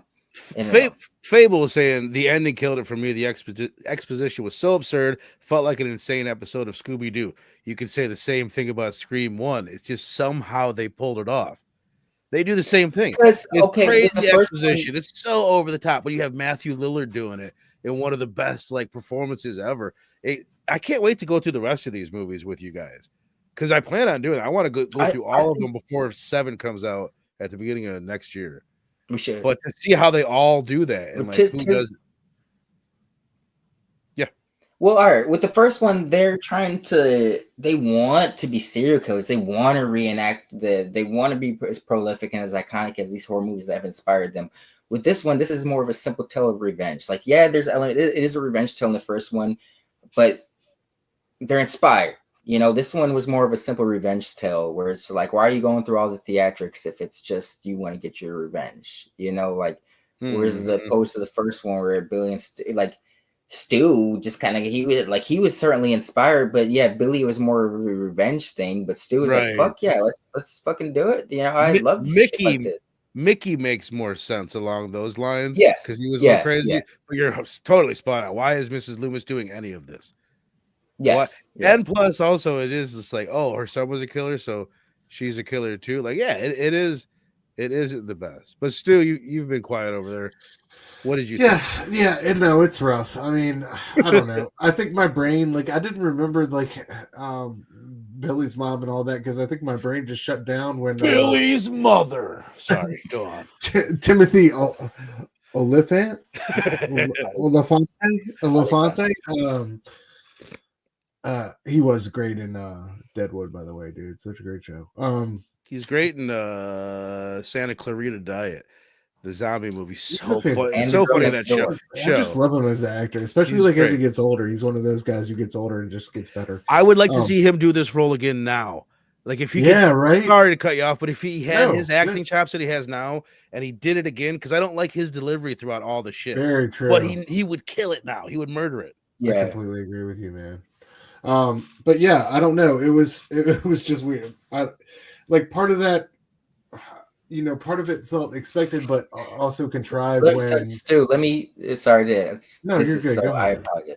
But speaking of fucking terrible, when he comes back and he gets fucking flies back because Gail and Sydney fucking just like that's so 90s, but it was so. I like that he I gives still them a loved little it because it's the was homage cool. to the original, the It was original cool, too. but I was like, yeah, oh. awesome. I agree with man. everything you guys just are like a saying. blood splattered All the mess. negative stuff I agree with, but I also love it at the same time. It's still really good to me. But please, Stu, go on. No, yeah, it has its moments, like but I think ultimately it's rough. The whole Sid dropping all this stage stuff and the bricks that she takes forever to kill her, and our girl Gail gets shot and dies into the orchestra pit and doesn't appear till after. Shot to the stomach makes you pass out for 10 minutes. Yeah, I don't know. In the standoff with what's his name, Cotton. Cotton Cotton Weary is kind of wild. I don't, it just, it doesn't hit. It's all your points. nothing has the vibe of the kitchen scene with Stu and Billy explaining, like, and to me, Matthew Lillard really just elevates that, and this scene is without that. Timothy Oliphant is like a Dollar Tree Matthew Lillard in this situation, and it just doesn't work. Man. Laurie Metcalf, which is the name, which is Jackie from Roseanne. I think someone might have mentioned it. Exactly. That's where, like, at that time, that's what everybody knew her from. I can appreciate it though. Like her performance, there's something kind of funny about it, and it's unhinged. And like I said, I remember back in the day being like, oh my God, this is and it is such a drop off, but I still appreciate like almost everything that we're saying bad about it. I still kind of like, even the I do stuff. like the end of it, like the very end of it when she's going after Sid, like hardcore. I like how unhinged she feels. Verno, the times I was speaking of, that's because we grew up in it, bro. Like it was cool back then. But if you show that to your nieces or some, like, you've been showing them some horror movies, I'd be very curious to see how they would like it. I'm trying to think if I showed them this. They loved one. They loved one. They love 5 and 6. I can't remember if I actually showed them 2, but I want to. I definitely should. There's a lot of 90s shit, and that's why I think I appreciated 4 so much, is because there was a lot of tropes or of the times in 2 and 3 that it's like, I feel like even though fucking 4 came out at the fucking beginning of 2010s, I feel like 4 is still kind of aged a lot better. Like you can show someone 4 now and it still kind of fits. I can see that. Totally. It feels a little bit more modern. It's more like in the internet age. Yeah. Kind of, you know what I mean? It definitely feels like the world changed so much from this movie to that movie, Johnny Recaps, who you guys should go check out. Go sub up to Johnny Recaps channel. It says anything beyond the original didn't work for me by virtue of the fact you sit down with the understanding you're trying to figure out who did it. I don't like framing a story before it started. That's fair enough. But I mean, first of all, it's just weird. They're like, oh, this is just going to keep on fucking happening to the same girl. And like, what, you know what I mean? I'd argue, like, sometimes I do like watching directors or different artists operate within like the confines of it's going to be this type of movie or selected trope and still find some wiggle room to do something really cool. Like there's a genre of whodunit out there. Like this is just like a whodunit horror movie. So it's like I'm that doesn't bother me trying to figure out like who's gonna be like. I feel like we all already, if you're a comic reader, fucking a long-term like serialized reader of any sort, you're always kind of trying to play the guessing game as to how the next chapter is gonna unfold or who did this and that. So it's like I don't know. It didn't really. Well, like, imagine if Thanksgiving 2 comes out next year and it's not a whodunit. I'm gonna be like, well, duh. Wait, hold on. Like that's what we do with these movies. You know what I mean? That's what it is.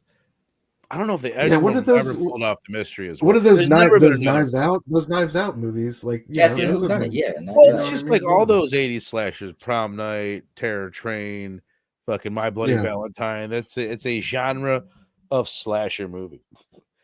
Like Zoinks. Ruh-roh, Reggie. This is strange. It's his legs going, Scooby. It's the estranged mom. It's the estranged mom. Da-da-da. I will say that they have more of a Scooby vibe in this movie than they did in the first one for Yes. whatever reason. Yes. You know, like yeah. Well, you actually see someone pull the mask off in this one. I don't know if we saw that in the last one. It didn't go down that way. They weren't in costume when they did the reveal. This one, and the fraternity thing was wild too when he got scooped up by the fraternity guys and you thought it was Ghostface for a second. Oh, I still remember the first time seeing that, being like, "What the fuck is this?" Which, by the way, the first time when he comes out and he says, "You, blah blah blah," he says "you" twice. The first "you" is Roger Jackson. It's the voice of Scream or of Ghostface. Oh, so they do one just to awful. fuck with you, and then they come in with the actor's voice. What? Cool little touch. Speaking to the ending though, like the exposition, like if the mom's whole thing for revenge, that kind of is chapping my ass even more, grinding my gears. Is like, bitch, you just wanted to get revenge. Why do you have to tell the whole? Even Gail's there. Like, why are you lining them up to let them know the transgressions they've made when you just want revenge? Like in the house, you're just trying to gut that bitch. It's like, but now when people around, but now that you got her by yourself, you're just like, now's that's a problem. time. That's a problem with all these movies. There's usually a scene in the middle where they try to kill the person that the whole plan is to have them at the end. You know what I mean? Like Sydney, they try to kill Sydney in the middle of part one, but we know the plan was to get her to Stu Macher's house at the end. So why does that you know what I mean? There's always going to be that issue. In suspension of disbelief in the first one, they're high school students, and it's like they fucked up. So it's like, yeah, we'll just keep pushing the plan along. But the end game, if nothing else works, is to get her at this party. And this one, it's just like, bitch, why do you care? You weren't even in your son's life for a while. Like it's less understandable. Johnny Recap says, I thought the original was fucking genius. Jesus, Johnny, watch your mouth. For its meta aspects, I think that's why I felt like they should have let it stand by itself. Appreciate that. I can appreciate that they keep on evolving it with like the themes and like how it connects to movies. The other thing, the reason why it's like it had to keep, well, first of all, I love that it's kept going. It's the characters. The characters were too good to not bring them back. Like, and they did it in my job. They've done a pretty good job. Can't wait to see what they do with Sydney in the next one. Well, they've done a pretty good job of letting the characters evolve in a kind of organic way. And that's why I think it's been worthy of I think, Link, you named it as your favorite franchise. I think it's mine too. Like, it really is, as far as like, Stu, you said it, like, this is, although I grew up, I'd seen Freddy, Jason, and all that shit before it, and I was into those movies. This is my horror movie from as a child. Scream 1 and this one for sure. Yeah, man, absolutely. Let's rate this bitch. You know, to recap Johnny Recap's point, like I can see his argument, just because like before this, like based off memory, like the first couple were all kind of like on an even kill for me, but upon this rewatch, like the tainted lenses, or rose tinted lenses, I thought this one, there's certain things that brought it down for me. I still enjoyed it, but I thought this one was almost on an even level with the first one. Not the case anymore. Like the first one's, like Johnny Recap says, it's iconic. It's classic. I'm with you, but I also, like I kind of said at the top of it, and I did the one is better, 100%. I'm definitely arguing that. But like I said, I think there's things that this one does do better. Like I like not that it's better, but I love that they changed the scene so much and take her to college. But the biggest thing for me is that second act. I couldn't believe how entertained I was last night. Like, I've seen this movie a billion times, but how quick it goes. And like some of the scenes that I thought were slower, like some of the times where people are sitting down and talking. First of all, there's tons of like quotable moments in there. They're pretty funny. They're good and they're quick. You don't spend too much time in those scenes. But yeah, Scream 1 is way better. But it's not that big of a drop off for me. I'll just say this: we haven't scored it yet. We're gonna get there. Up until it got to the final scene, I'm like, fuck it, man. Like, this isn't as good as Scream 1, but it's a 5. I'm like, this is a 5 for me. And then by the time it ended, I'm like, I don't think I can give it a 5. You know what I mean? So like, I enjoyed it a lot. Like I could give it a 5 just because I love it more than I love a lot of movies that I would give like a 4.5.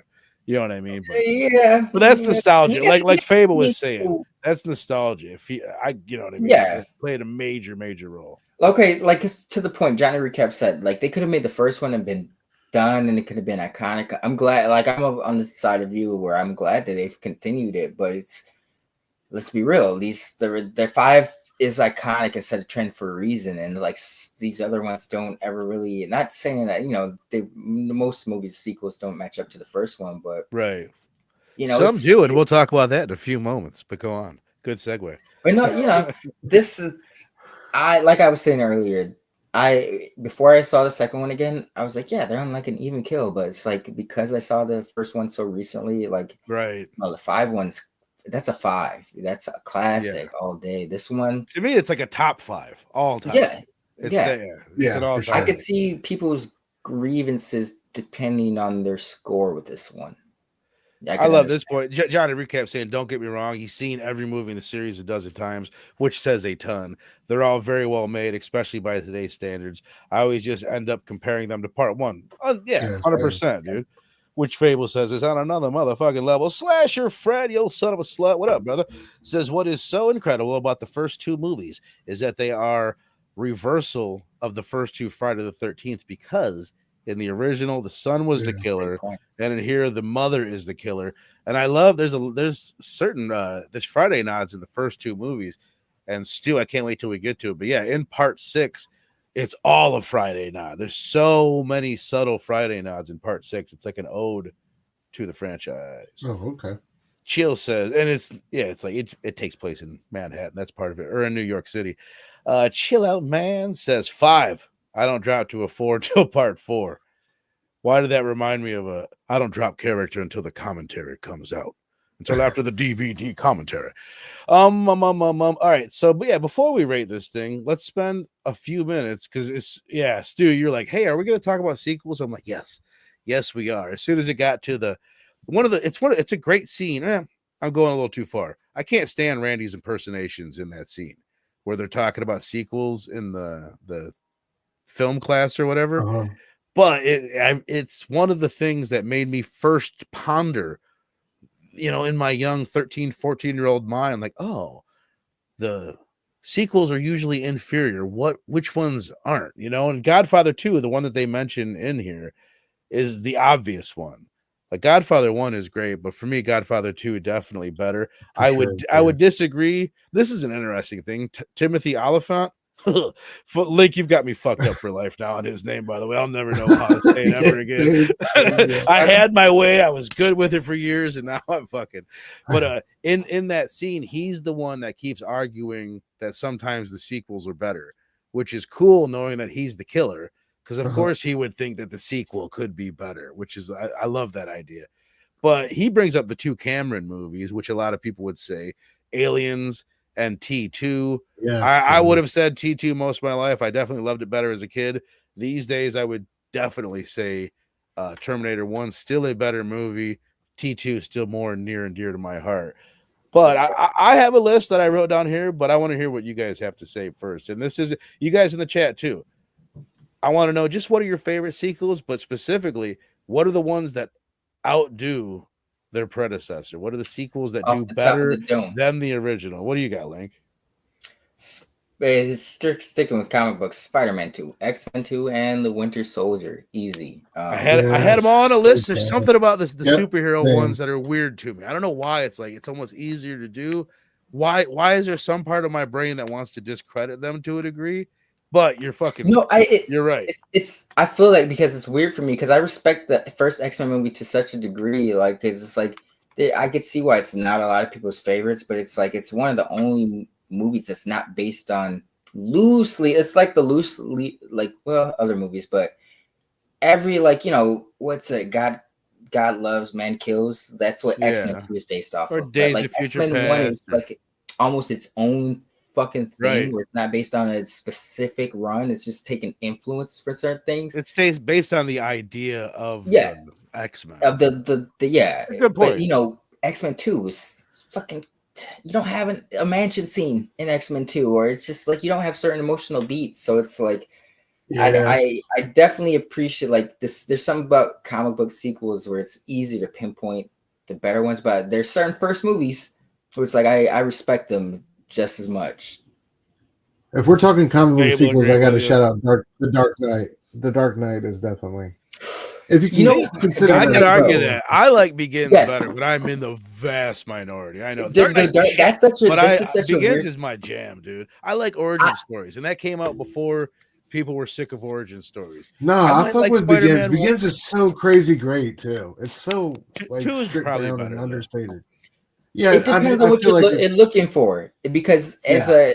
as a Gotham, if okay, Origin Dark Knight is a better made movie all around. Like it's if universally it's just a cleaner Got made the movie. Joker. The pace, yes, iconic and it's just an performances. all time. It's just an all But By time. the way, Begins Johnny is more of recaps. a Johnny recaps. If you believe that, I've got a YouTube channel you might want to check out. It's called Pop yo. Culture Curiosity. You're gonna like that guy. That's smoking rocks. Robbie would probably appreciate that, but I Yeah, don't. bro, But Begins is more of a Batman movie, I would say. To get back on that real quick. Yeah. But no, Yeah, Johnny agreed. recap. Yo, that is crazy.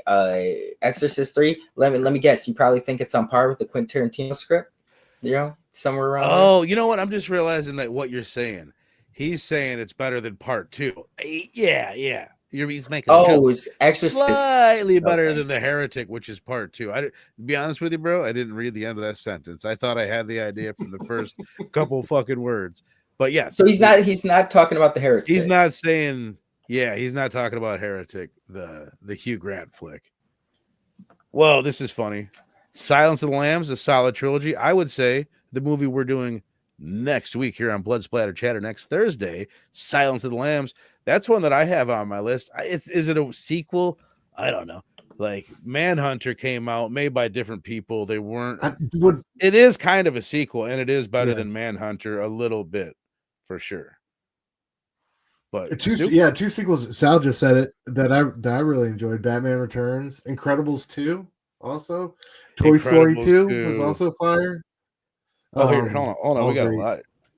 Fable says Empire. Yeah, Blade Runner Back. 2049. Agreed. Yeah, Randy's point in this movie, part of which by the way, I appreciate. I wish they could have done it even a little bit more, but I like that that's a running thing throughout. I think this might actually be the only other mention of it, but that they do it again at the party where Timothy Oliphant says to Randy, like Empire Strikes Back, and he's like part of a planned trilogy, not a sequel. But I would still count it. Rocky 2, better than Rocky 1. I haven't seen them in a while. Jaws 2, underrated. Bro, that's definitely not. Come on. Blade Runner 2049. Don't tell Robbie, but I might get behind you. And no, that's Fable. fuck what? Hey, Robbie likes to stick onto nostalgia. Denis is a. Let me ask y'all this. Time will tell. He's even though he hasn't made as many films as Ridley Scott, he's debatably a more competent filmmaker. If you stack it up against his films, against all of Ridley Scott's filmography, I believe it because I'm not that big of a Ridley Scott fan. I don't know. I shouldn't say that. Even Alien, as good as fucking Alien is, I don't think I like it as much as most people that really like it. Like I like it. It's fucking great, but you get what I'm saying. Evil Dead 2. I could go back and forth, man. There's such different things, but yes, I think I am going to agree that Evil Dead 2 is there. John Carpenter's The Thing better than the OG. I mean, yeah, as far as remakes, fuck yeah, definitely. Even though it's good, 3 is better than 2, but was still meh. Are you talking about Scream 3? You smoking that shit? Fable smoking that shit. I know you are. Batman Returns. I always rewatch that movie. Possibly, I can get behind that. The Two Towers. Everybody likes that. I don't. Smile 2. I could get behind that too. Yeah. All right, here I have in my list. I had The Devil's Rejects. I like Devil's Rejects better than House of a Thousand Corpses. Yeah. Definitely, it's a weird sequel. It doesn't even really feel like a sequel, right? No, it's like a different thing. Bride of Chucky. You're a cheater. Yeah, Bride of Chucky, 100%. Bride of Chucky, if that's a sequel. Which it is, but again, it's like I don't know, something about that doesn't feel like a sequel. Neither does another one, Cloverfield Lane. It's just part of the same universe, but I like Cloverfield. That one's acceptable. I like it way more than the original Cloverfield. Terrifier 2 and 3. I don't know the original Cloverfield. Oh, yeah. 10 Cloverfield Lane is a better made. They're different beasts, but 10 Cloverfield Totally Lane is different. a better made film. Yeah.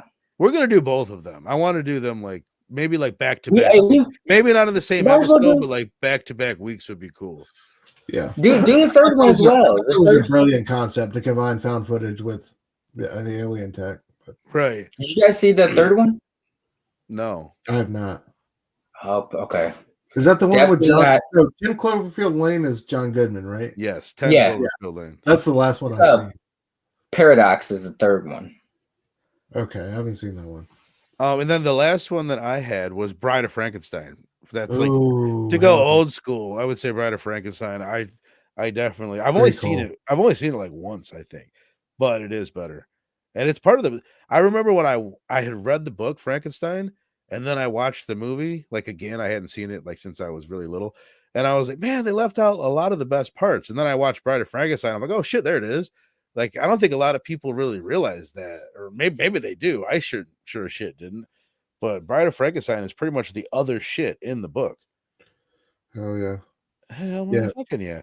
All right, People said Blade 2. Blade 2 definitely deserves some love. yeah, dude, I haven't seen that. Everybody talks about that. We need to cover Blade 2 on here. Yes, fuck yeah. And bro, we might as well cover both That's the Blades. movie that got, that's the one with Ron Perlman, right? That got Ron Perlman the Hellboy role, I think.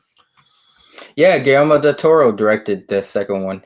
I was gonna say make a trilogy out of it, but they never made a third Blade movie. So I've heard that. I heard that somewhere. I want to say I fucking heard that they did. Oh, I'm getting distracted over here because I'm going through my notes, seeing if I missed anything. Because it's Scream 2. This is a big one. I don't want to miss out fucking anything. Da-na-na, da-na-na. I guess that's it.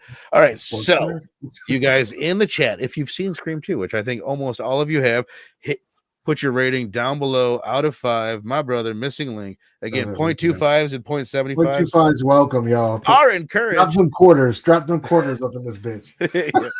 Now, what do you got, Steph? And then, hey, for you guys that are here, I'm going to announce what we're doing for March Madness as soon as we get done here. I know it's been said on Pop Culture Philosophers. I haven't talked about it here, but we are indeed joining the excitable PCP crew for a PCP March Madness this March. So we have 4 movies about madness. But Lake, you're muted. Hit me with your rating once you unmute that. no, I was gonna say they might have saw the announcement over there, but it doesn't really count in a way. But now that's officiated. But I honestly, I love this one, but I think Johnny Recap made a strong point. Like this, I don't know. It wouldn't be honest if I was saying like, yeah, this one hella like it was cool it was a great blast to the past, and it like the nostalgia was cool. But if we're stacking it up against the first one, I think there's a strong argument that all these sequels fall short. And I'm of the side of you. I'm glad they continued. They all so yeah, I agree. Sure. That last act really fucking got me, bro. Like the whole mom with the Scooby-Doo shit and the theater shit, and like that really, I was like, I don't remember this in my memories, like because I've always been of like 3 might be the worst one, but after this rewatch, I was very curious to rewatch 3 to see how it holds up. It's the worst one. 3 is for me. It's the Attack of the Clones of horror. Sometimes I watch it and it's great. Sometimes I watch it and I'm like, this is terrible. Like it depends on if I'm in the right mood, but it's pretty bad. It's the worst one. I can't remember anything about 3. So I guess that's pretty telling. At least there are certain things about 2 Can I tell you the premise real quick? They go to Hollywood. And it's about the making of the next Stab movie. And they're like, on site. Was a big part of it. There's producers in it. I think it's directing 3. Wes is directing 3. It's not Kevin Williamson writing it. When does Wes stop directing screens? After 4. After 4. Okay. Yeah. After 4. So it's Radio Silence that did 5 and 6, and then it's going to be Kevin Williamson that does 7. Radio Silence are the 2 dudes that did Ready or Not and Abigail. My daughter, so like my daughter has seen I think 1, 2, and 3 at this point, and of the new ones, the only one she's seen is the Jenna Ortega one. Which one is that? 5, which she probably like most like the kids these days. And I was they like, love it. I My niece asked her, how does it stack up to 1 and 2? And she was like, really? Yeah. I think it's good. I mean, it's got its issues. I can't wait till we get to it. I like them all. I honestly like kind of love them all. Like it's a great even franchise, 5 and yeah. 6, I have my issues with. 6 is kind of fire, but I won't tell you what my issues are, but I have some major issues with that one too. So what are your, like, besides 1, what are y'all, I'm sorry to like. No, I'll give you my rankings real quick off the top of my head. Yeah, go ahead. Top of my head. 1, number 1. 2, number 2. 6. I'll go 6. I don't know. I'll go 6 over 4, and then 5, and then 3. So 1, 2, 6. Okay. 4, 5, 3, something like that. 3 definitely watching, but I think I feel like I'm at like 4. That might be my second. A lot of people do. It's 4 is one of those, like, first time I watched it, I'm like, oh goddamn, because I didn't see it for years. I didn't even watch it when it came out because I'm like, I was just like, that's fucking old Scream. Who gives a shit? Yeah. And then I watched it, I'm like, oh, it's really fucking good. And then I watched it recently and I was like, but I don't know, it's something fucking weird about it. I don't like it as much as I thought. It's made by Wes Craven. It happens way later. It's like 10, 12 years after part 3. Uh-huh. And it's cool. It's like, they're all older. They come back. It's kind of like it is Force Awakens before the Force Awakens, where there's the legacy cast and there's the younger cast, and they're kind of mixing them together. And it kind of does a better job than the Force Awakens, where Nev Campbell and Gale and Dewey are still kind of the leads. They're more important than the new cast in a way. But the tie-in was a lot stronger too, I would say. It's good. It feels different. Like, and then 5 kind of feels like they tried to remake Scream. Like that's what it is. They remade Scream in a way, like just with like hitting all the same beats and shit. And it's got the Force Awakens parts too, where there's the legacy cast and the. I love those Star Wars references. It helps keep me on track, though. Yeah. All right, but Link, hit me with that rating, brother. Yeah, I'm gonna, I'm just gonna stop pussyfooting. I'm gonna give it a solid 3.69. No, I'll go 3.75. But I had based off my memory, I was gonna say like this is a 4.5, at least a 4. But that last act, we can try to fucking dance around it, forgive it all we want, but that shit is weak at the end of the day. No, it is. It's called a spade. The rest of the film is great, but they dropped the ball with it, I think. And now that, like I told you, the fact that you told me that they were flirting with the idea, dancing around the idea of anybody could be the killer up until the film releases, what it sounds like, doesn't strengthen the last act. Like you can kind of see it, and that last act, I will say this all day. I'm of a firm believer that a story can start off great. You have a fucking weak ending and it tarnishes, puts a blemish, Game of Thrones, on the whole series. You have a mediocre series and have Breaking Bad did not start off to amazing reviews, but it ended fucking phenomenally, and you have a okay start and a powerful ending, and I'll leave one for the history books. This last act, this ending was trash. And, that really brought it down for me. The tie-ins, we can, like I said, we're being forgiving, but critically, structurally, it was weak. And it brought it's something that the first one was not, like, they was just so strong all the way around. Like the last act was so glaring for this film. Well, it's the first one is just, in my opinion, it's the first act. It's exactly to your point. If you start good and you end good, that's what people are going to remember you by. If you really think about that second act, like nothing fucking happens in Scream. Like very little happens. The principal, they kill the Fonz. And they only do that. They only do that because they looked at the script afterwards and be like, Kevin, you didn't write anything in the middle. So they added that because there was really fucking nothing. Somehow it's entertaining the whole way through. And that's a credit to Wes Craven and the cast and everything. But it's a good point. Like this one, I think first act fucking is still really, really fucking good. Not as good as the first one. Second act better. Third act much worse. But 3.75 for Missing Link.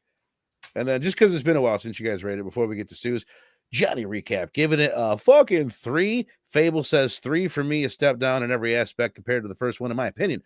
I did enjoy seeing everyone from the first movie again and all the cameos. It's decent fun. And by the way, Vernal, you look very good tonight. Thank you, Fable. Wow. I can't believe it. There, it's like made me blush. Nice. Yeah. Really did make me blush. A 3.42, 0.35769 from Easy Dick. 3.42, a 5 from Chill, my brother from another.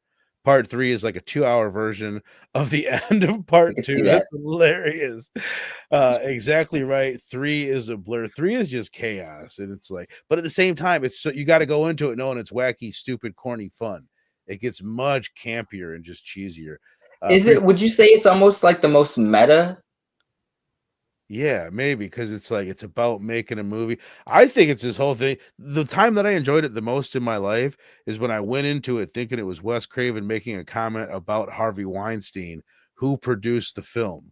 And if you watch it that way, it's wild because there's Some interesting. Yeah, Okay. there's a producer character in there that's like Harvey Weinstein. It's fucking crazy. 6/4. Yeah, I'll go 6. Yeah, definitely 6/4. 6. I don't want to say what my issue with it is because Stu hasn't seen it, but yeah, 4 is just like, I don't know. It doesn't have the fun that 6 has. 6 is fucking brutal too, and it's gnarly, and it's in New York. It's cool. Part 3 had Lance Henriksen playing that is Lance Henriksen, isn't it? That's hilarious. It's too meta. I could feel that, Johnny. Yeah, it's about making a movie. It's a movie about making movies in a way, but what we've all been waiting for, Stu. Right? Give me your rating, man. Long enough. Yeah, man, I can't do anything less than a 4 out of 5 for this bad boy. Just because of what it means to me personally and growing up and revisiting it. Yes, the ending is trash. Like I'm not going to argue that. It's definitely a rough landing there. But regardless, I love so many things about this. Like I love so many things about the first one, and I think what you hear, like what I heard on both of these when I was like watching the behind the scenes and the making ofs and whatever, everybody talked about how much they loved being on these sets and how much it felt like a family, and you really feel like the people had fun putting this together, and like that comes through in ways that work and ways that don't. I think it was like too much of a good thing at certain points with Volume 2. Kevin Williamson was there, but he was also distracted with other things going on, and the script had a lot of rewrites, and they had internet leaks, and they were dealing with a lot of things, a lot of problems of the time. Also. Right. Well, they put it out in under a year too, which is incredibly exactly. And it's crazy that what I'm hearing from you guys right now is excuses for why this film is mediocre, and it's not mediocre, bro. It's not mediocre. That doesn't mean that I can't. I think it's one of the greatest horror movies, fucking like ever. All right, chat. Back me up, guys.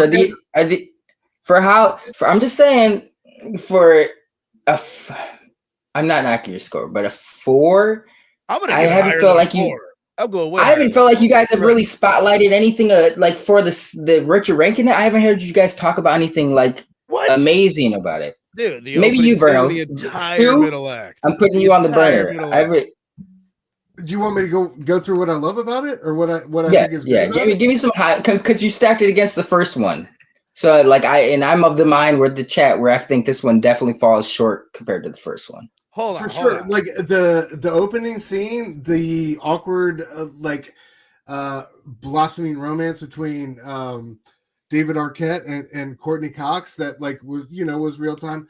Dude, this is also like I'm growing up during I'm watching Entertainment Tonight, and I'm seeing all this type of shit. So like that is it's very relevant to me in that way, which it's hard to kind of explain in a critical I respect that because I was fond of Dewey and Gail. But no, if you're going to ask me to put it against one as like a critical darling, I can't do that. But right. Dude, there's still to me it's one of the great all-time sequels. It's one of my favorite all-time sequels because it still had a lot of fantastic moments. A lot of moments. I think its ambitions were higher than its executions, but at the same time, I think it definitely delivered to me on a variety of fronts, and it's one of the hallmarks of the franchise, and I think it's one of the high points of the franchise. I think it'll remain so. You've only seen 3 though, right? Yeah, but I don't see this in anybody's bottom 5 rankings. Everybody, I'm not saying it's terrible. I'm just saying. No, but traditionally Scream 2 is high across the board, right? Yes. Or am I wrong on that? No. I mean, I feel like it's kind of wavered in the last couple years. Me personally, I feel like with the release of the last couple, it's wavered. The flow is wavered. Whereas like one has been that's been the fucking rock. Two is definitely, to me, I feel like that's when other was come out. Like, yeah, two is kind of, it was cool for what it was at the time. I'm not saying it's terrible, but me personally, I've seen it waver. I don't think you're giving enough credit to the direction and like those scenes. To me, I don't know. To me, I couldn't disagree with you more, to be honest with you. I think scene after scene after scene is fire as fuck until the end. Like, I don't have any issues with it, like almost fucking at all. And you got to like compare it to other. That's my whole thing, though. These characters and like the way the scenes are directed and put together, and like the tension and the writing. I don't know. I just think it's.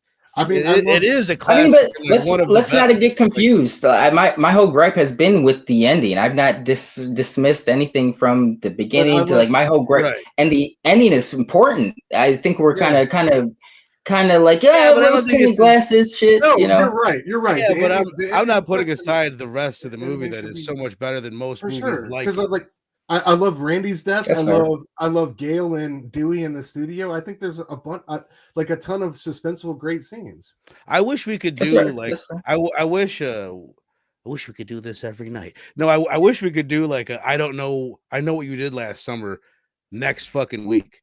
You know what I mean? That would be the really good way to compare it. Like another movie that's trying to do this from the same period.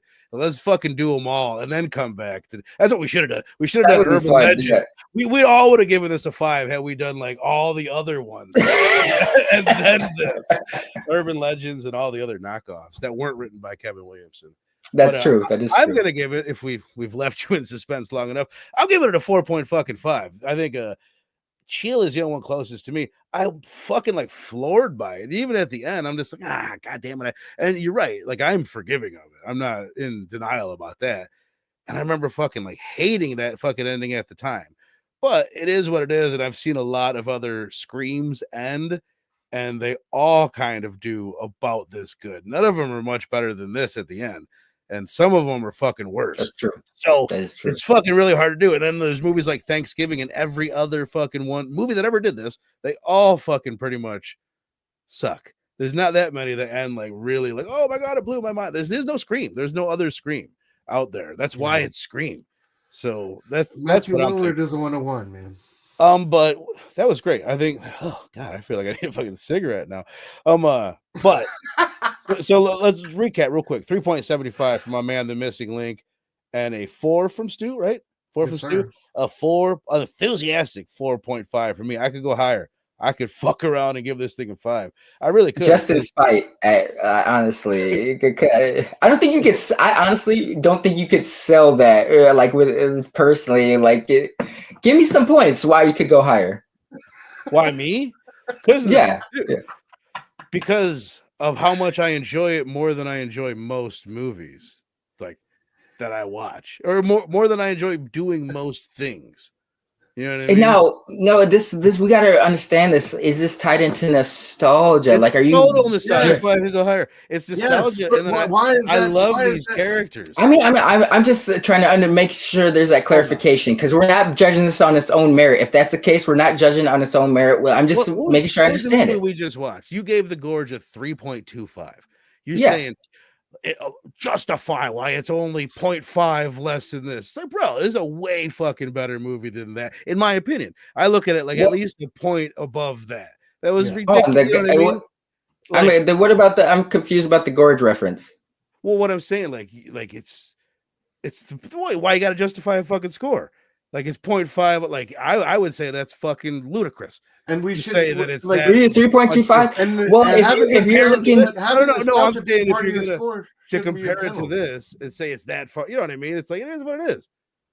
You're scoring on a curve, brother. Yeah, I probably have. I'm not gonna lie, I'm a little buzzed. The argument has gone over my head. I'm a little lost on the point, but I'll let it rock. I don't know, because if we're going by that, you guys are a little below the universal score of The Gorge. You guys kind of hated on it, and everybody else is like, it was all right, you know.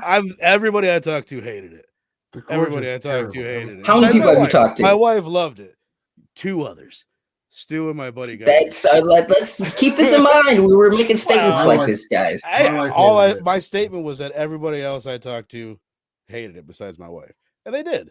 And I might have seen it on the internet too. But having said all that, a 4.5, which is probably the most accurate score on the panel from me, a way off base 3.75 and a closer. I feel like I'm the most level-headed. I don't know. I feel like I liked the movie more than you. This is how it rolls sometimes. That's true. I appreciate that fucking first fucking hour and a half of the movie. I think it's way better than most movies. Probably not better than Silence of the Lambs or the first 3 parts. So this is what we're doing next week, and we're going. At least somebody knows what what they're talking about. Yeah, same guy that picked Red Dragon for fucking. Let's not get ahead of ourselves, brother. Fucking maximum Red Dragon over there. Maximum Overdrive. Hey, it took me Maximum Overdrive and Red Dragon to get here, but finally, I'm on the big stage, fellas. Yeah. Well, Fable says, I think we've all given a mediocre movie we love a little more than it deserves. Shout out Scream 2. Robbie does it all the time. We love you. Everybody loves Scream 2. Besides everybody that's here tonight. Besides me. I'm actually, to be not even lying, I'm surprised a little bit by like the scores in 3.5 from fucking Sale. 3.4. You know what I mean? Like most 3 from Johnny. Like definitely most people. I think you guys. Yeah, it's just sad when everybody else is wrong and just not on point as we are. But nostalgia is a huge. Those rose tinted glasses, bro. It's nostalgia. Yeah, for sure. But that's what I love about these conversations, man. You know what I mean? There's so many moments, and it's like, and there's so many times that come into these talks with, I'm going to come in and I'm going to freaking drag this thing through a mud and I'm going to give it like a 2.17. And like our conversation, I'm elevating it way higher than that. I don't know. I think this one, it's great because this one went the opposite way. When Link is like, these motherfuckers are just stuck in their 16-year-old selves and they can't let this shit go.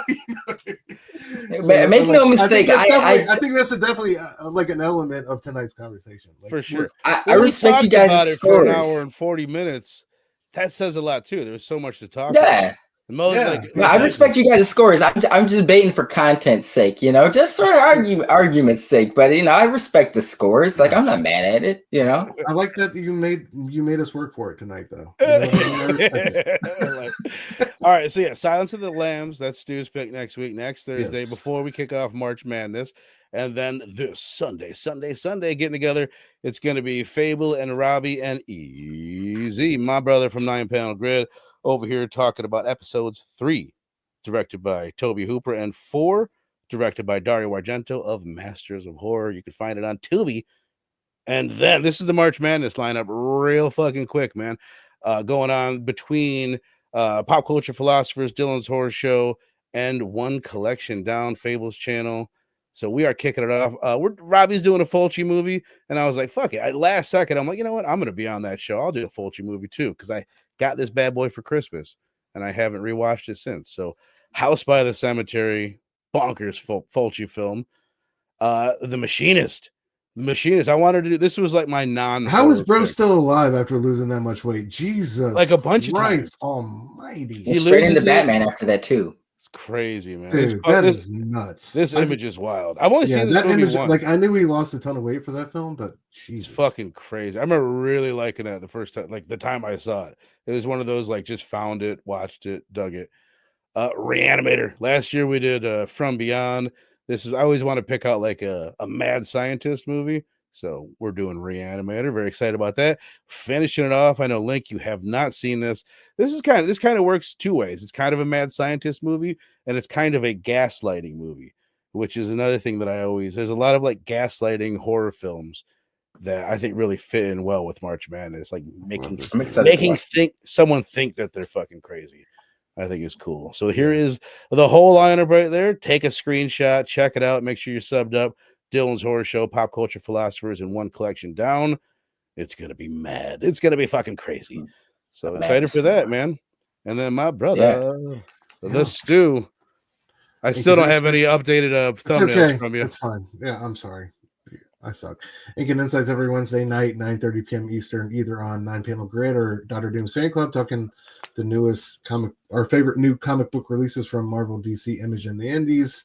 And then surrounded by short boxes, I'm dropping new episodes every week, talking my favorites from my favorite back issues from the collection, Marvel, DC, Image, and the Indies. Everything I love about my favorite issues, and what I want to spotlight about them. So a new episode should be dropping tomorrow morning, so look out for that. What are you doing tomorrow? Did you just say it? Because I was fucking reading the comments. No, I did. You're good. I did. I had the Galactus.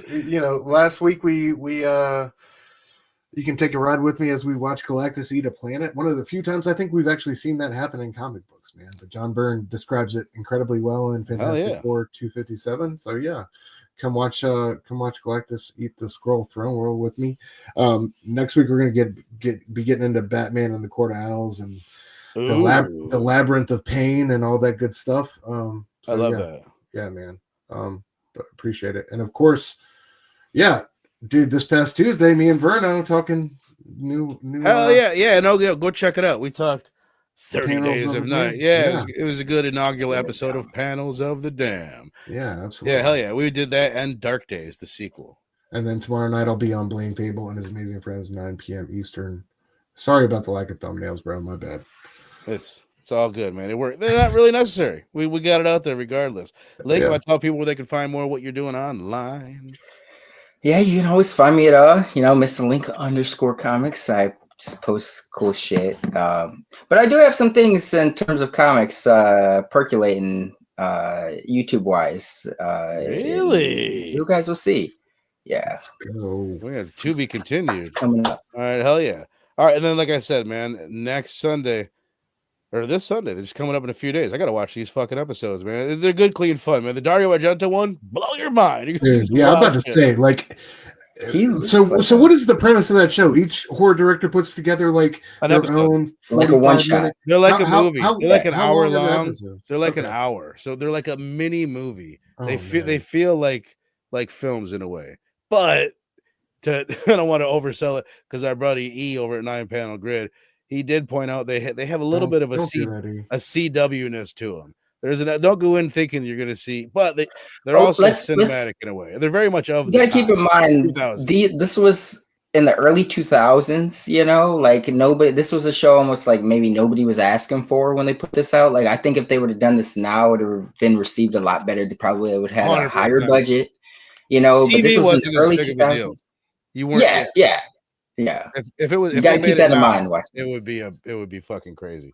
A little CW, he says. It was on Showtime Beyond. Thanks, brother. Appreciate that. I'm like POTD. What the fuck is that?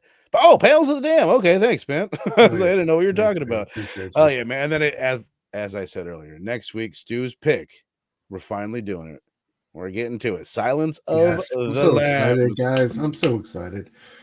Hell yeah. All right. Appreciate you guys in the chat, and we will see you on Sunday. Great show, y'all. Hell yeah.